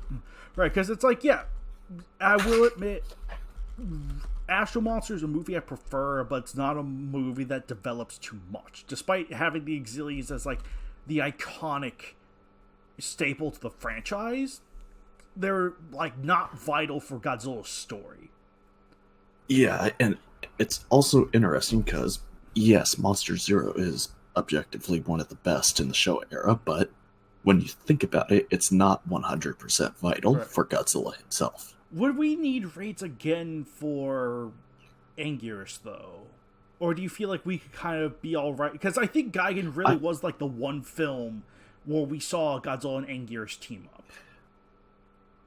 No, you I- can say I would say Gigan is a good one because it kind of helps establish that Godzilla can still coexist with other kaiju after his. It's not like just like a temporary thing like that was established in Ghidorah. Yeah. I think that relationship in Gigan helps prove he can establish friendship. And heck, when the main character in the Space Hunter M aliens are talking, you know that Godzilla, that stock footage sequence shows Godzilla coexisting with all these monsters. Yeah, I guess, yeah. Because it's like, yeah, after Ghidorah would be... I guess after Ghidorah, the three-headed monster proves that like Godzilla's now a hero, and now it's like Godzilla's at peace where he's coexisting with all these weird monsters. Ah, crap. Gigan shows Minya too, doesn't it? Damn it. Damn. Does it? Alright, mind if I go next? Oh, go ahead, man. Go ahead, because I'm going to need to Alright. think on this. I share 4 of the films with Kaiju X, and depending how you look at them, 3 to 4 of those films are absolutely vital. The first 3 are absolutely vital. Gojira. Here's an interesting twist. I'd go straight to Mothra versus Godzilla. I was kind of thinking that, actually. Because you really, in a sense, you could really just have it be that Godzilla just washed up onto shore. The second Godzilla, like, That's true. he was That's true. he was in the ocean. I mean, for the yeah, longest. Gojira does establish Godzilla, so when he returns, yeah, I could kind of see. Yeah, I could kind of see how you can cut King Kong, because I was thinking that. And they say nothing about an iceberg or his fight with Kong. Yeah. They just treat him as he just washed up on the shore Mhm. or under the ground. Right. Uh-huh. And then you absolutely need Ghidorah. That is 100% vital. So, yeah, and that I agree with too. That is 100%. My 4th film, Son of Godzilla, because it improves Godzilla and softens him even more. And you could, yeah, as great as Monster Zero and Ebra are, yeah, you could just go straight to Ghidorah to Son. Mm-hmm. Yeah, agreed. I can totally see that. Yeah, no need for him to be knocked out for a couple of years. And then then after Son, Hedorah, because basically it essentially shows him off as his first real hero role. That is true. Defending the planet from the greater evil, yeah. Yeah, and then Gigan helps reinforce that, but also shows that Godzilla could keep a relationship with all these other monsters. And it brings back Ghidorah. brings back Ghidorah into the Yeah. foray. So, And then, interesting twist, skip Mechagodzilla, just go straight to Terror, I could kind of see that. because the flashback, or the opening sequence, Mhm. it remember, it also ignores King Caesar. Yeah, it does actually. Yeah. Yeah, so you can cut Mechagodzilla. Wow, that's crazy. Yeah, you're right. The dub finally does something better. What the heck? That's wild. Yeah, while the list is not perfect, you can cut out some movies if you think about it. Yeah. Like Mechagodzilla, yeah, I can understand it being a vital film, but in certain respects, you could cut it. Mm-hmm. But then you'd be cutting out the best part. What's the best part? The singing girl. There it is. Oh gosh, the singing girl. Oh no. No, the best part of that movie is, what are you gonna do? I'm gonna go in there and take care of those bastards. Yeah. You mean Interpol? I love how Toho, for the Criterion set, Toho was ashamed of some of the dubs, but they weren't ashamed of that one. Why would they? Yeah, you're right. It's Kino. Kino. But yeah, I kind of Mechino. like. Even though we've only gone through 2 of the list, I like how different mine is compared to Kaiju X. It really We're kind of is. looking at it differently, Right. and that's what I like. Yeah, it really is. And I'd say continuity wise, I almost feel like I almost feel like it doesn't need to, like, sure, Heterod really does help reinforce. It's a good movie to reinforce the part. Like, it really does show the full transformation from. Yeah, I could say Heterod's needed in that. I'm sure Gigan also displays that too. Oh, another reason why I put Hedorah there is because it kind of introduces a new generation of people who've only seen Godzilla as a hero. They never experienced the first times Godzilla has shown up. True, very true. So we're kind of getting it through the eyes of a new generation. Yeah, I guess. Mm-hmm. How the times have changed. Very interesting. Very interesting. It has toys of Godzilla. Right. How far things have come. Mm-hmm.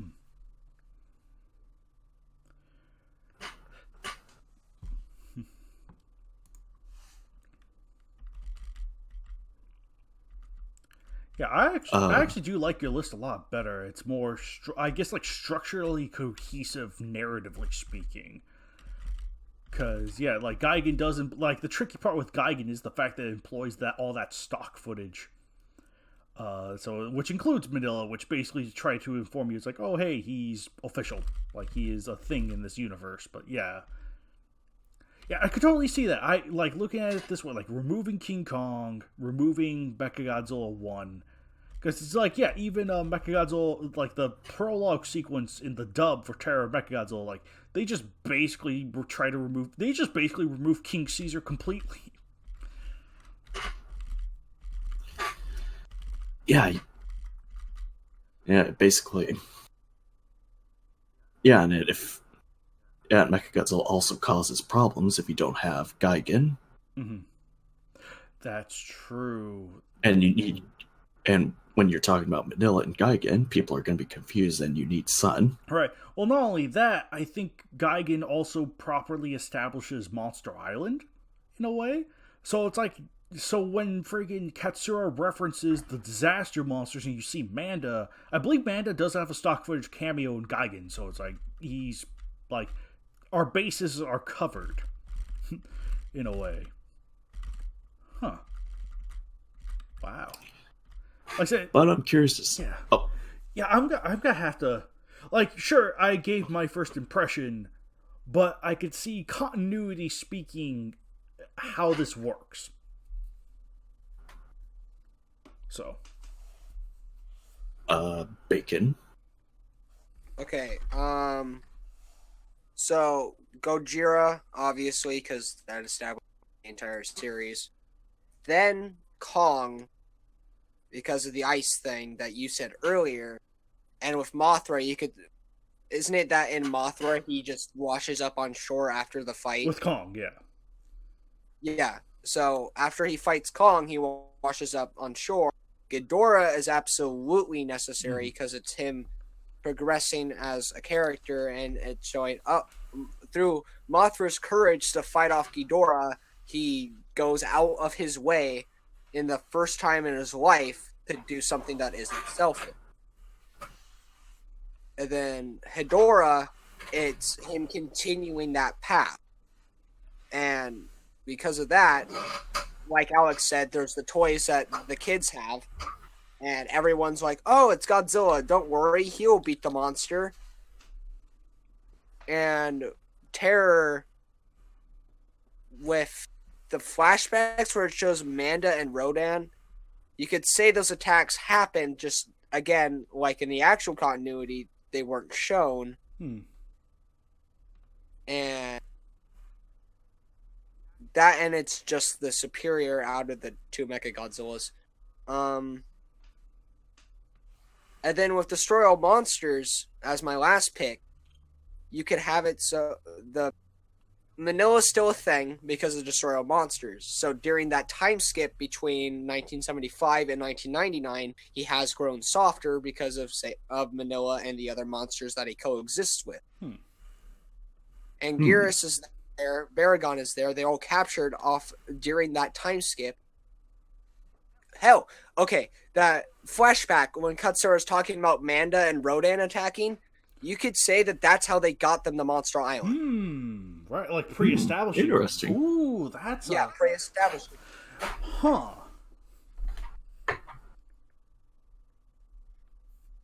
And with Destroy All Monsters, it is the end of Ghidorah, which is absolutely necessary.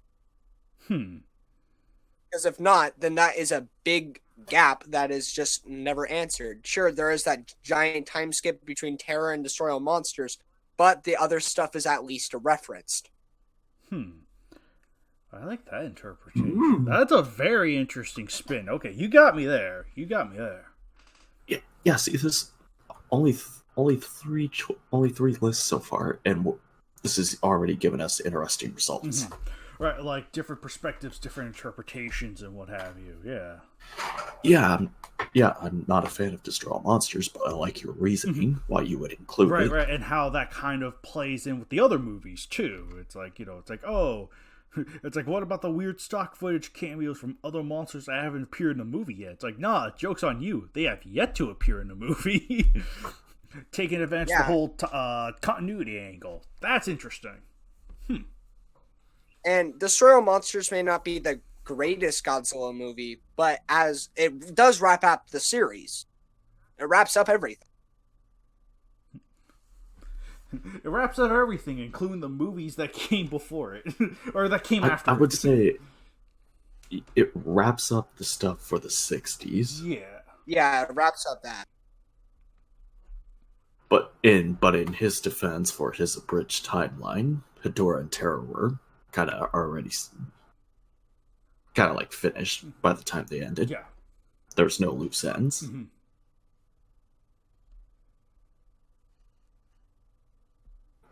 Yeah, pretty interesting way to think about it. Oh yeah, for sure. So let's see. Nathis, I don't think is no longer with us. Again, fifth time I made that joke. Gosh darn it. Ditto, do you have... Nathis, stop being an aggressive. All right, but yeah, Ditto, do you have like your own list? Like, what's the list you set up? Because that was a really interesting spin. Okay. Well, I'd first have obviously Godzilla, the original. Raids again to introduce the second Godzilla. Mothra versus Godzilla. Ghidorah, the three-headed monster. Son of Godzilla. Let's see. I'm looking at the list of movies. I would say Godzilla versus Gigan, and then it ends with Godzilla versus Mechagodzilla, and then I guess that's sort of like an epilogue kind of thing. It would be Destroy All Monsters. Boy, you can't have 8. It's No? 7. Okay, how many came out? 7. 7. Which you Okay, already so I have to get rid of did. one. I have to get rid of one then? Yes. Okay.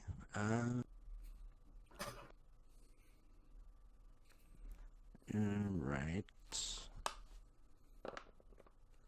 Well, then I'd probably get rid of raids again.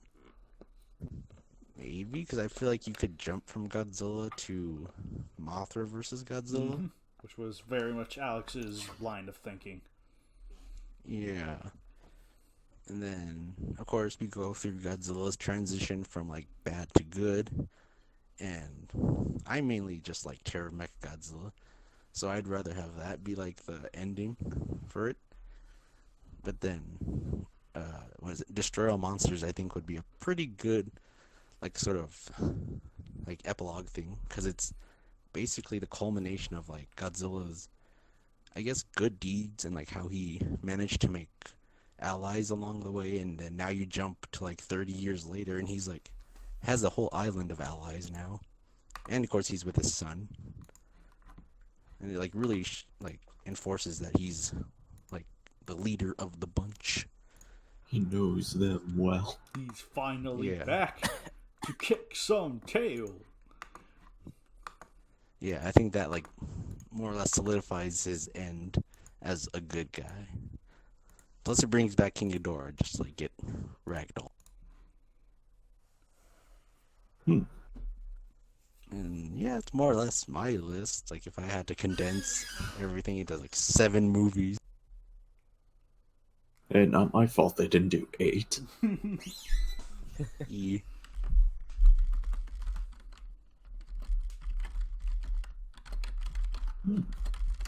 Son, do you have a list? Oh, it's my turn? Yeah. Alright, well, technically I made 2 lists. One of them is an actual list, the other one is just me messing around. Fair enough. Which one do you want to hear first? Actual list, then the mess around one. Okay, so actual list. Start with Gojira because you need to like, start the series. Then go to King Kong because you can just explain that the second Godzilla has been stuck in this iceberg through all these years. Like, you know, iceberg holds everything, holds King Ghidorah. Then go to Ghidorah to establish other monsters and him turning good. Then go to Son of Godzilla, just so Minya makes sense later on. And then I went Gigan, so King Ghidorah comes back and you establish that he's now making allies with like Anguirus and stuff.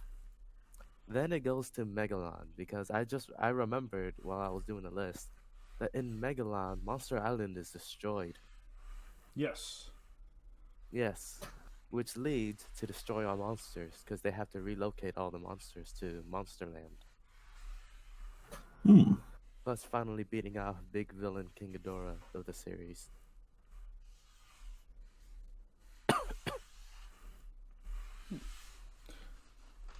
Time for the joke list? Yes, joke list. Oh, so you're completely skipping Mechagodzilla?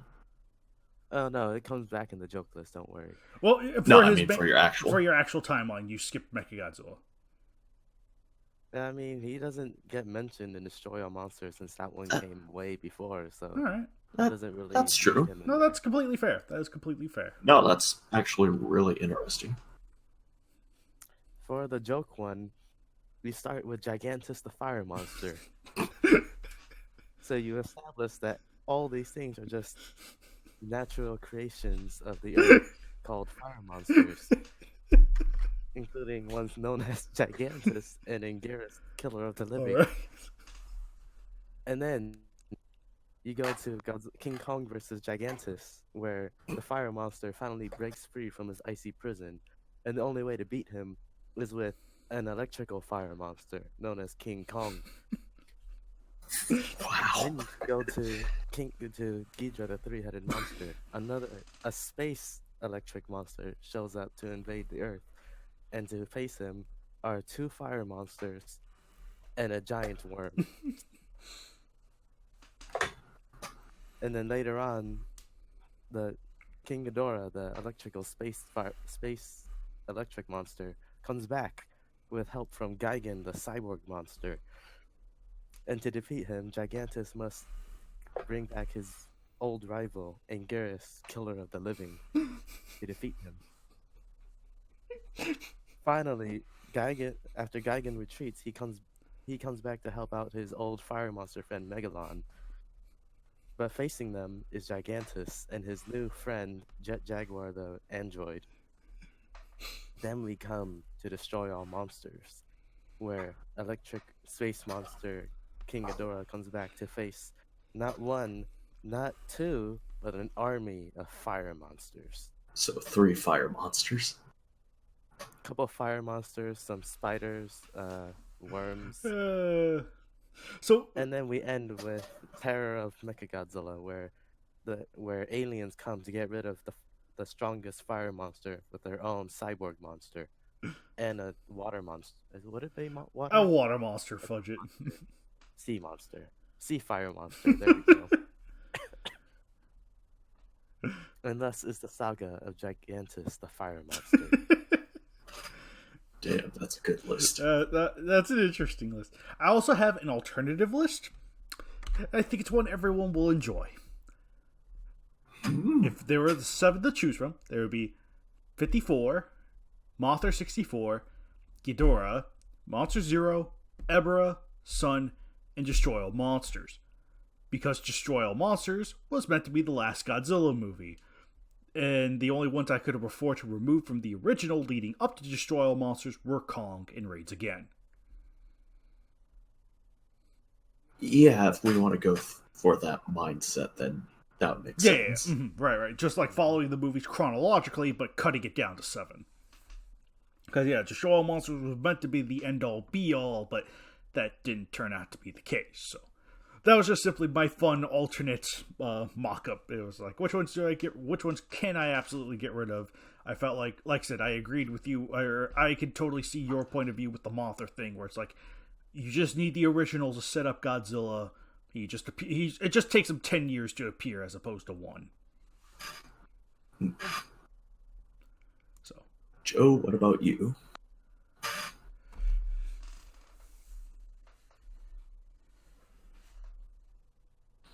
I think he's dead. No. What about you, Joey Termite Boy? Oh my goodness. Joe? If you don't answer, you're stinky. Joe! Quick, someone get him a Popeye's chicken sandwich. Yeah. Alright, it's coming out of your paycheck, though. That's coming out of Nathas's paycheck. Fair enough. I mean, he's dead. He's not gonna need it. he's not gonna need it. Okay, that's pretty good. I guess Joe doesn't have much to really add on. No, this was a really interesting thought experiment, though. I do have. That was a really interesting thought experiment because, it does kind of put things in a new light. Because, I never really considered. I guess just how important, how much more important, say, I like Nathas, or not Nathas, Bacon's list. That was a really creative list. That, because I do admit, I'd like to see it more, Godzilla's hero journey to me ends with terror. That felt like an appropriate send-off to the character. So that's why I operate more on the basis that terror is the last time we get to see Godzilla as a hero as opposed to Destroy All Monsters. Destroy All Monsters to me is just a weaker version of Monster Zero with a bigger monster cast. So it's never really been any one of my favorites. Though I could totally see how defeating Ghidorah could bring some sense of finality to it. I could absolutely see that in the case of Destroy All Monsters existing in any sort of abridging. I could totally see that. But I agree, but the problem is Ghidorah isn't really much of a factor in that movie. Not really, no. He's not given... He's just simply, we have a weapon. It's Ghidorah. Oh, we have a weapon. It's the fire dragon. He's really not that important. None of the monsters were really important to Destroy All Monsters. So it's like, it's good. It would be good to bring a finality to Ghidorah, but it's still not needed, if that makes sense. Because I think the fact that they drive him out into space, I think is enough to say, leave and don't come back. Twice. Yeah. Depending on which list we're going. Yeah, for sure. Or at least once with the original Ghidorah. So yeah, this was a really interesting thought experiment, though. Hot dang, that was surprisingly more fun and engaging than I thought it'd be. That was a surprisingly really engaging thought experiment. It brought some really interesting new perspectives. I like that a lot. Yeah. So, you know what? Yeah, that was good. That was really good. So make sure you tell us how you would compile your abridged list, and make sure you hit like and hit that subscribe button. Gosh darn it. But yeah, totally. I would say, yeah, if you guys are interested at all, just leave your comments below of how, yeah, the only real rule you have to follow is 7 movies.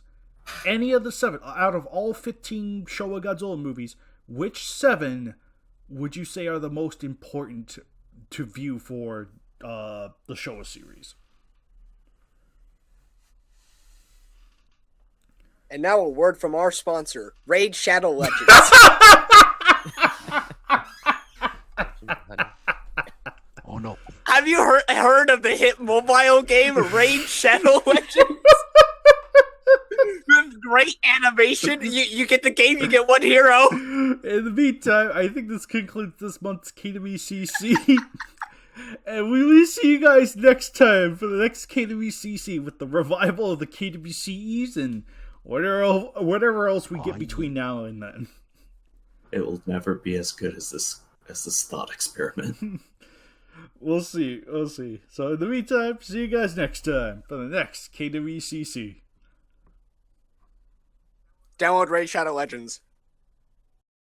Hello everyone, and welcome to an unusual segment of the KWCC. It is called And Now with Greyshot. As you are all aware, this is being recorded a couple days after the main podcast, but I just simply wanted to get Greyshot's sort of like thoughts and opinions and give it I guess just like a general rundown of everything that's going on and a couple things we didn't clarify within the podcast itself just because I simply forgot.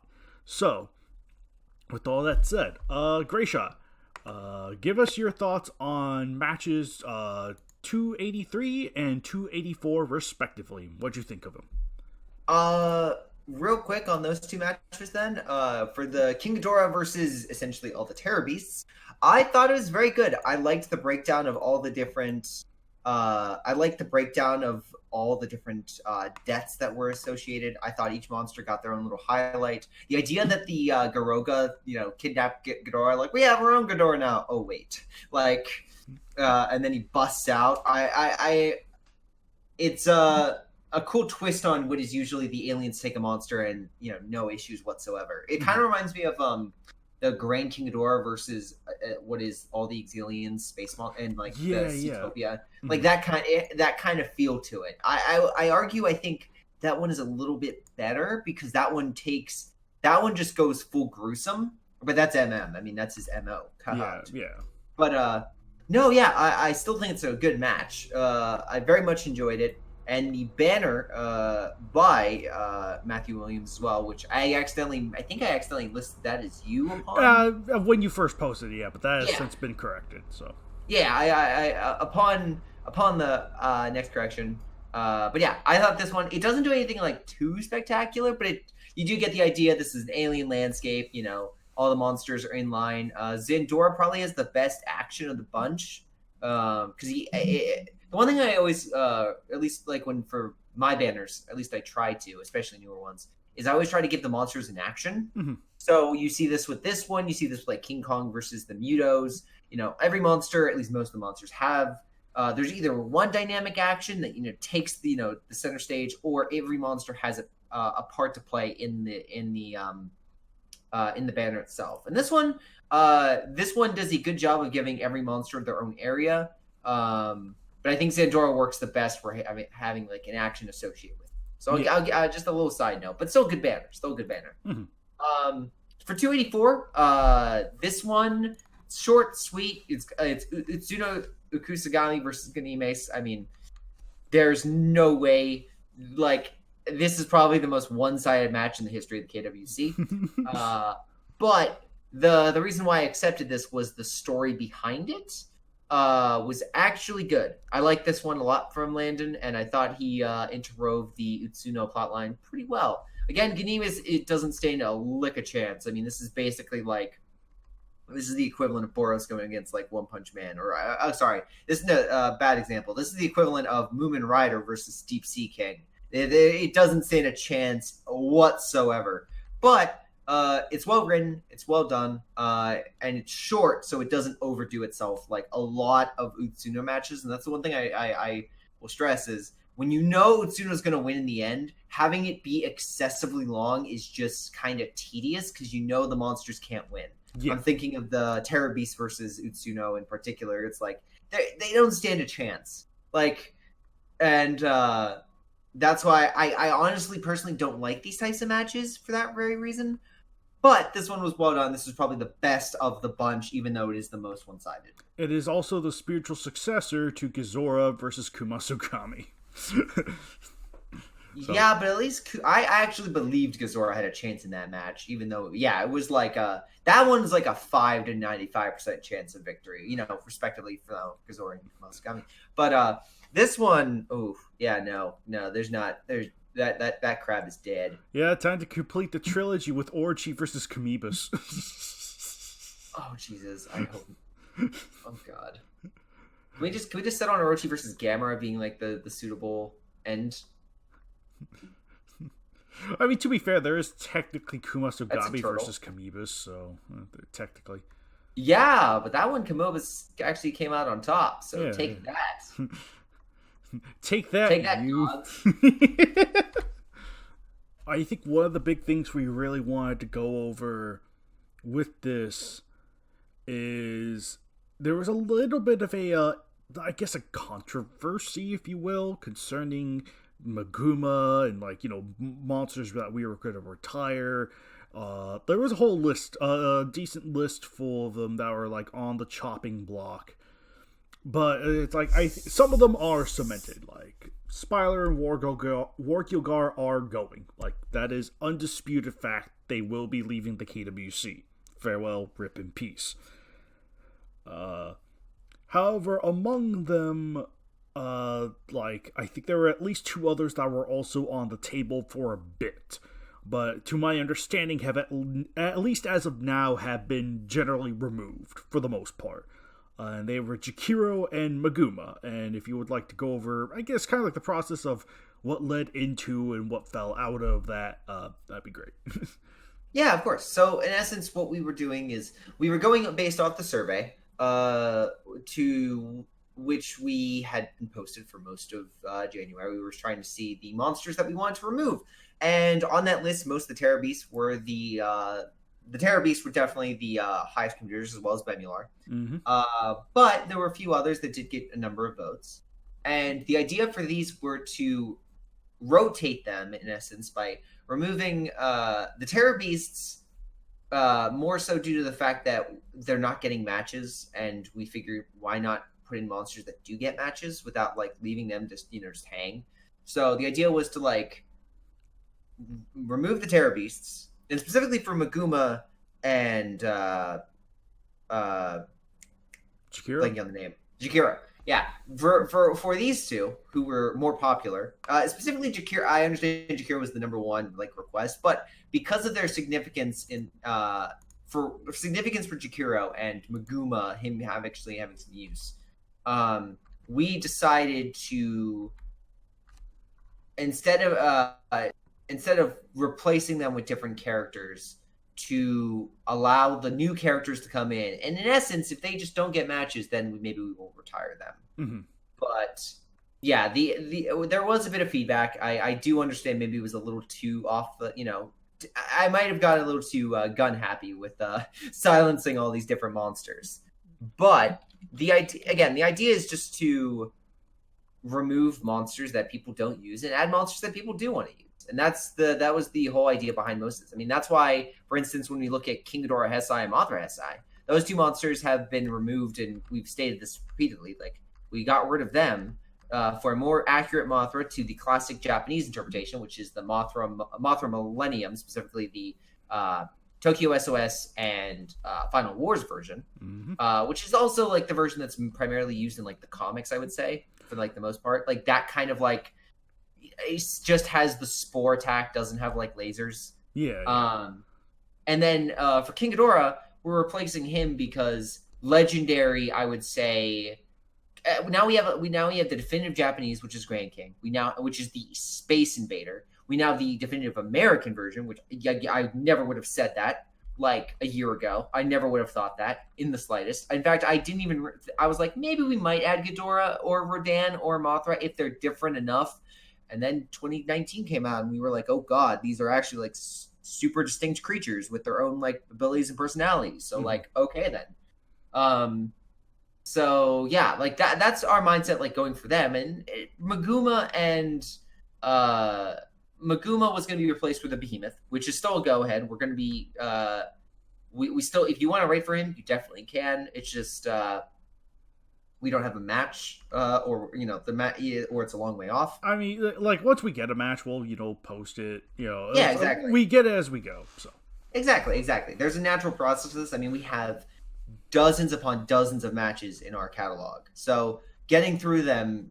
Which, by the way, let me also stress, I can now see, because of our new system that we've put in place, every match that we have received from the verifier. Once a verifier gets a match, even if it's even if it's like editing, they send it back or they're looking at it, I get to see that from this new workbook that we've created, this Excel workbook.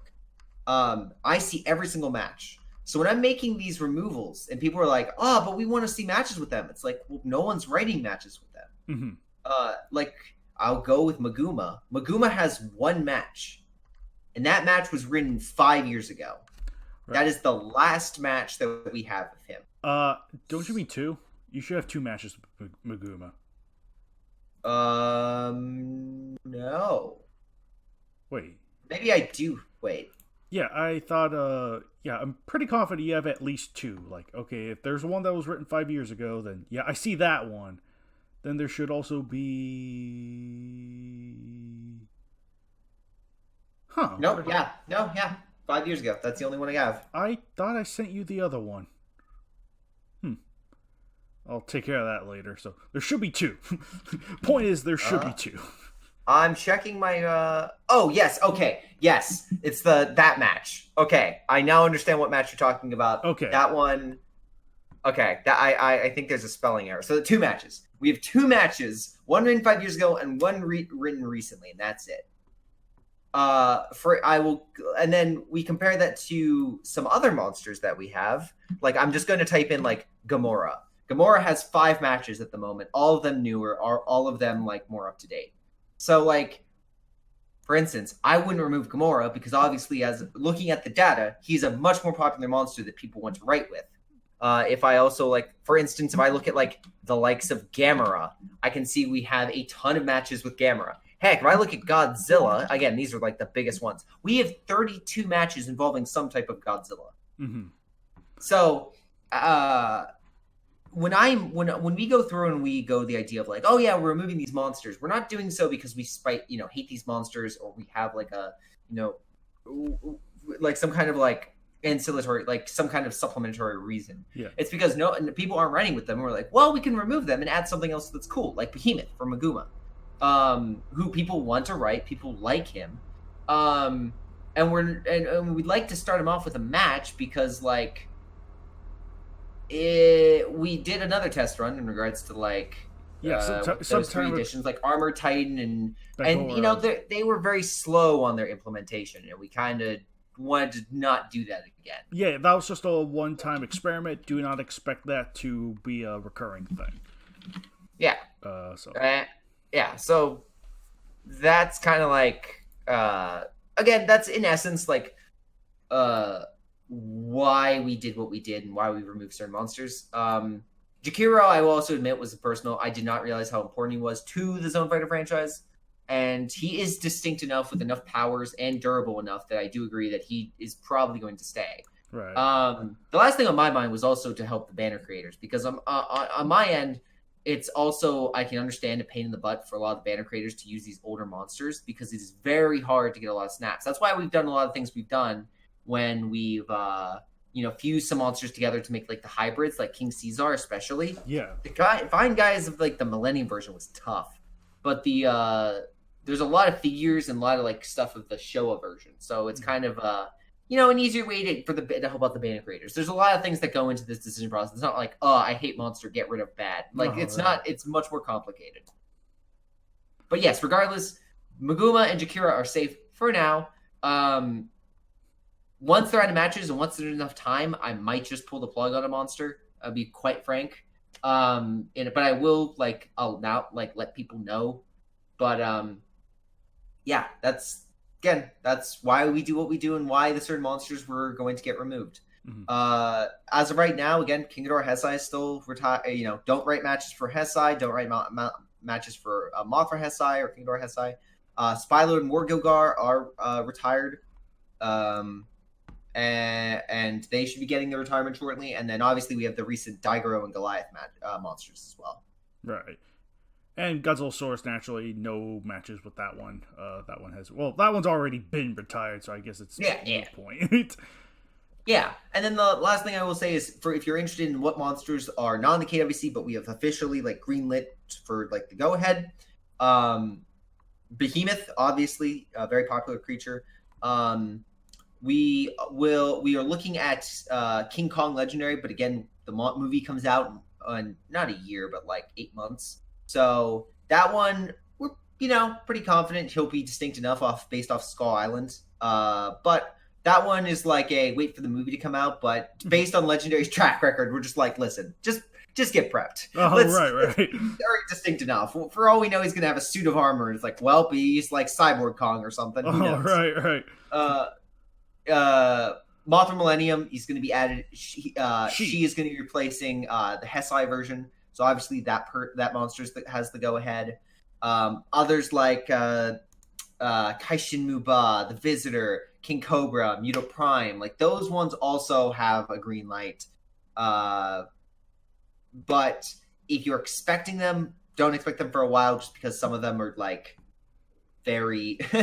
some of them are going to take time to get the assets and such for a long time. Yeah, exactly. It's we have for example, I do have a Muto Prime match, not only a match of my own in progress, but I do have one that's prepped and ready. We just need the assets for it, and hopefully that'll be coming around really shortly. So yeah. And if we're talking about new monsters, if I'm looking at this list right, I mean, Anguir's 2001 has another match.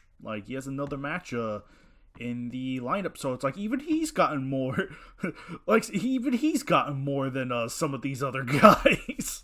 Yeah, exactly. And again, if I were to go with Spylo and Wargilgar, we didn't have a lot of matches with them. No one is writing with those characters. I can see as far back as, again, I can see all the matches over the course of years, and there are certain people that like writing with them. I think we can definitively say Birdman, aka Connor Clennell, is the #1 fan of Ultra Kaiju in the KWC. He writes with them more so than any other person. Mm-hmm. But some monsters just don't get that light, and it's understandable. But it's just something that's again, it's an understandable course. Some people just don't want to use the monsters, and we'd rather have a roster that has monsters that are constantly used than those that are just left in the dust. Mm-hmm. I can entirely empathize with that, and I can entirely agree with that. So it's all right. No, Last note I will say for Anguir's 2001 is, again, the idea for him was, and the reason why, why add Anguir's 2001? It's because when I look at my list of Anguir's matches, he has, again, excluding that one, there are 6 matches with Anguir's I have out of the dozens and dozens and dozens that I currently have in the vault, quote unquote. There are 6 of them. He's a very popular monster. Just look at how many matches he's got on the site.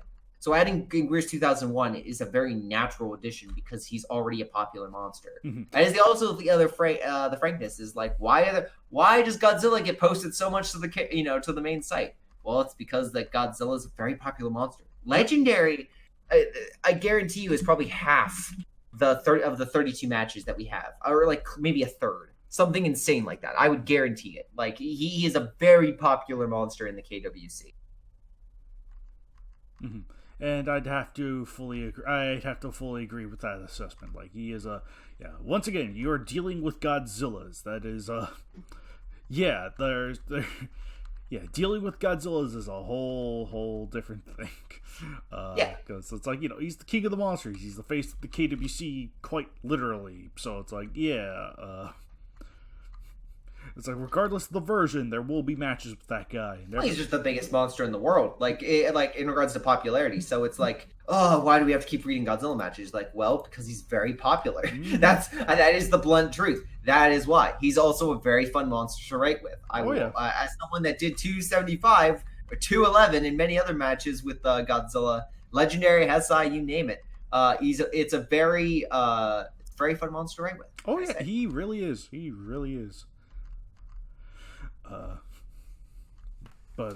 I think there was that. There was,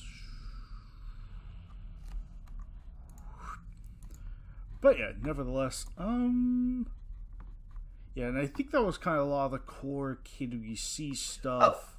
One last thing I will say is there hasn't the results have not been updated on the main site. That is basically due to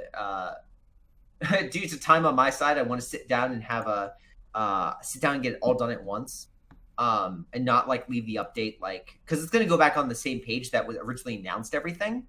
So I want to get all the entire update done, and that's probably going to take me a few hours to go back and forth and add all the information.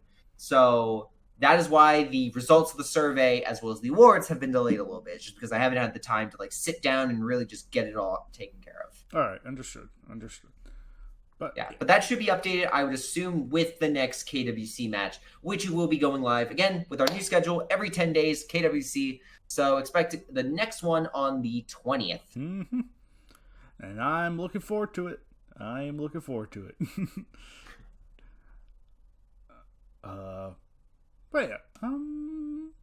Trying to think if there is anything else of. I think this is probably going over some information I went over in the main segment of it, but KWCEs are resuming. I was waiting for one for Valentine's, but that one I guess just didn't fall through. Then again, I didn't really contact the author that was like, I want to write a Valentine's match, and it was never got back to me, so it's okay. I'll stick something else in its place.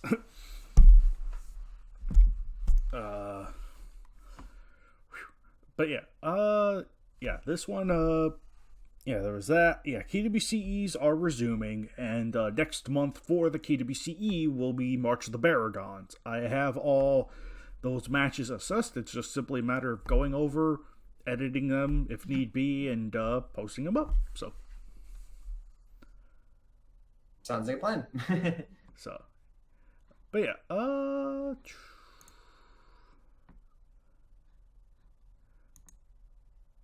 And I think that might be. There was a game we played that was really interesting, but I think you'd probably have to give it more thought. Well, because Alex presented a very interesting little game called. It was it's very similar to the KWC Battle, except a little differently. Showa Abridged is what we'll call it. It's 7. You could choose out of any of the 15 movies. Choose 7 that best represent Showa. Showa Godzilla? Yeah, what best conveys the story of Showa Godzilla. And we got some really interesting answers out of it. I'd probably go with the original Godzilla.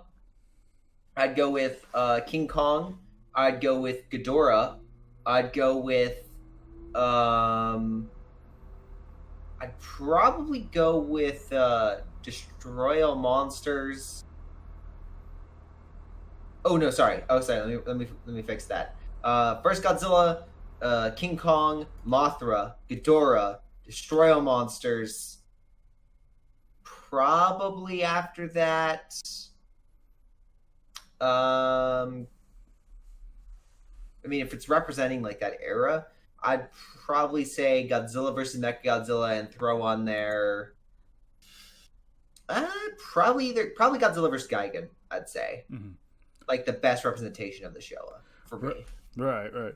Yeah, like not only is it just like as a whole, but like continuity wise too. It was like that was a very fun experiment because I think Alex had noticed that there were very similar lineups with or there was like a very like I guess like similar lineup, if you will, of like movies from like I think Criterion and Classic Media, where they shared certain films in common but focused on different elements of it. Like the Classic Media one had like a lot of the early Godzilla stuff and then spruced in with like say Monster Zero and Terror of Mechagodzilla, but the the Criterion set was just a little different. It was like a different lineup of films that focused like there's the original Godzilla, but then it focuses on a lot of the latter half of the Showa series.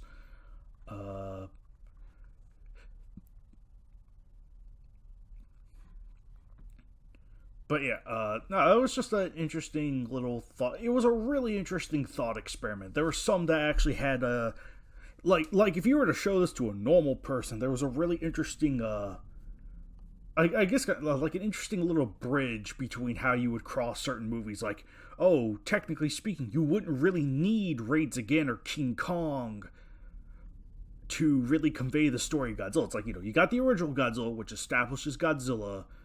Then you have a new Godzilla that appears in, like, say, Mothra, if you want to skip over Kong and Raids Again.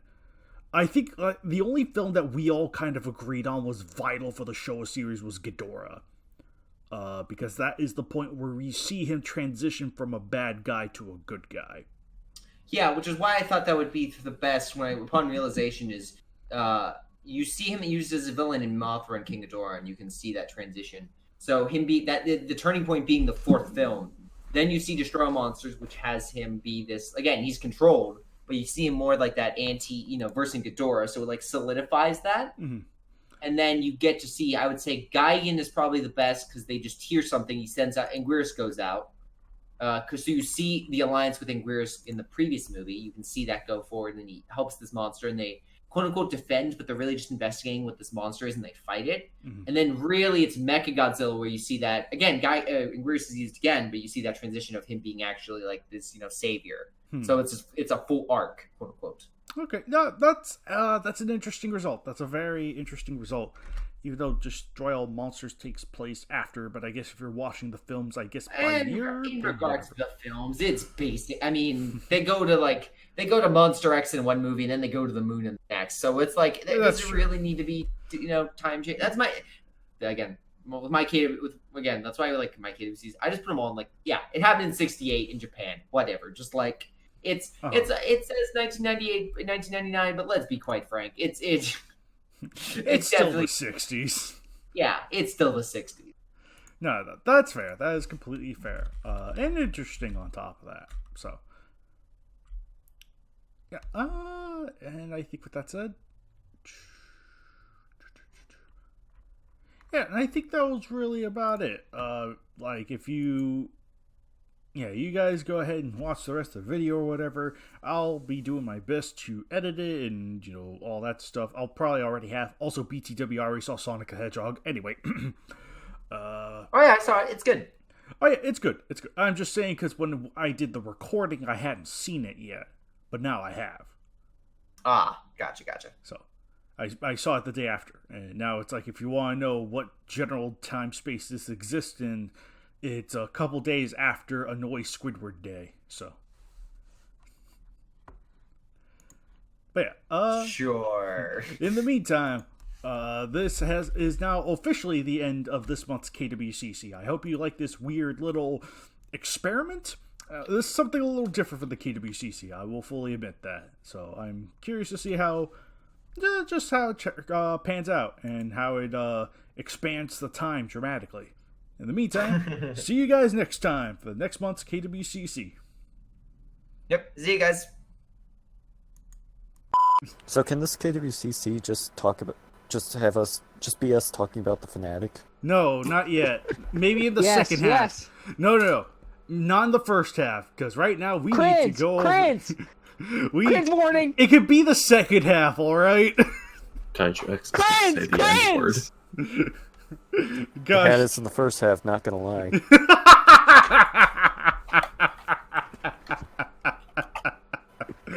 Oh no. Alright. Oh boy. In the meantime, we're gonna be might as well get everything started then.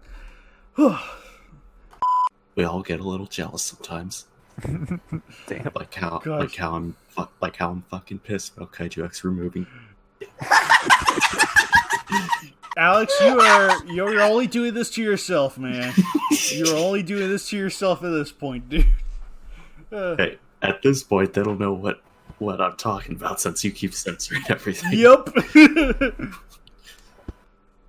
Damn. Kaiju X is not only a racist, a homophobe. I support censorship. He also hates free speech.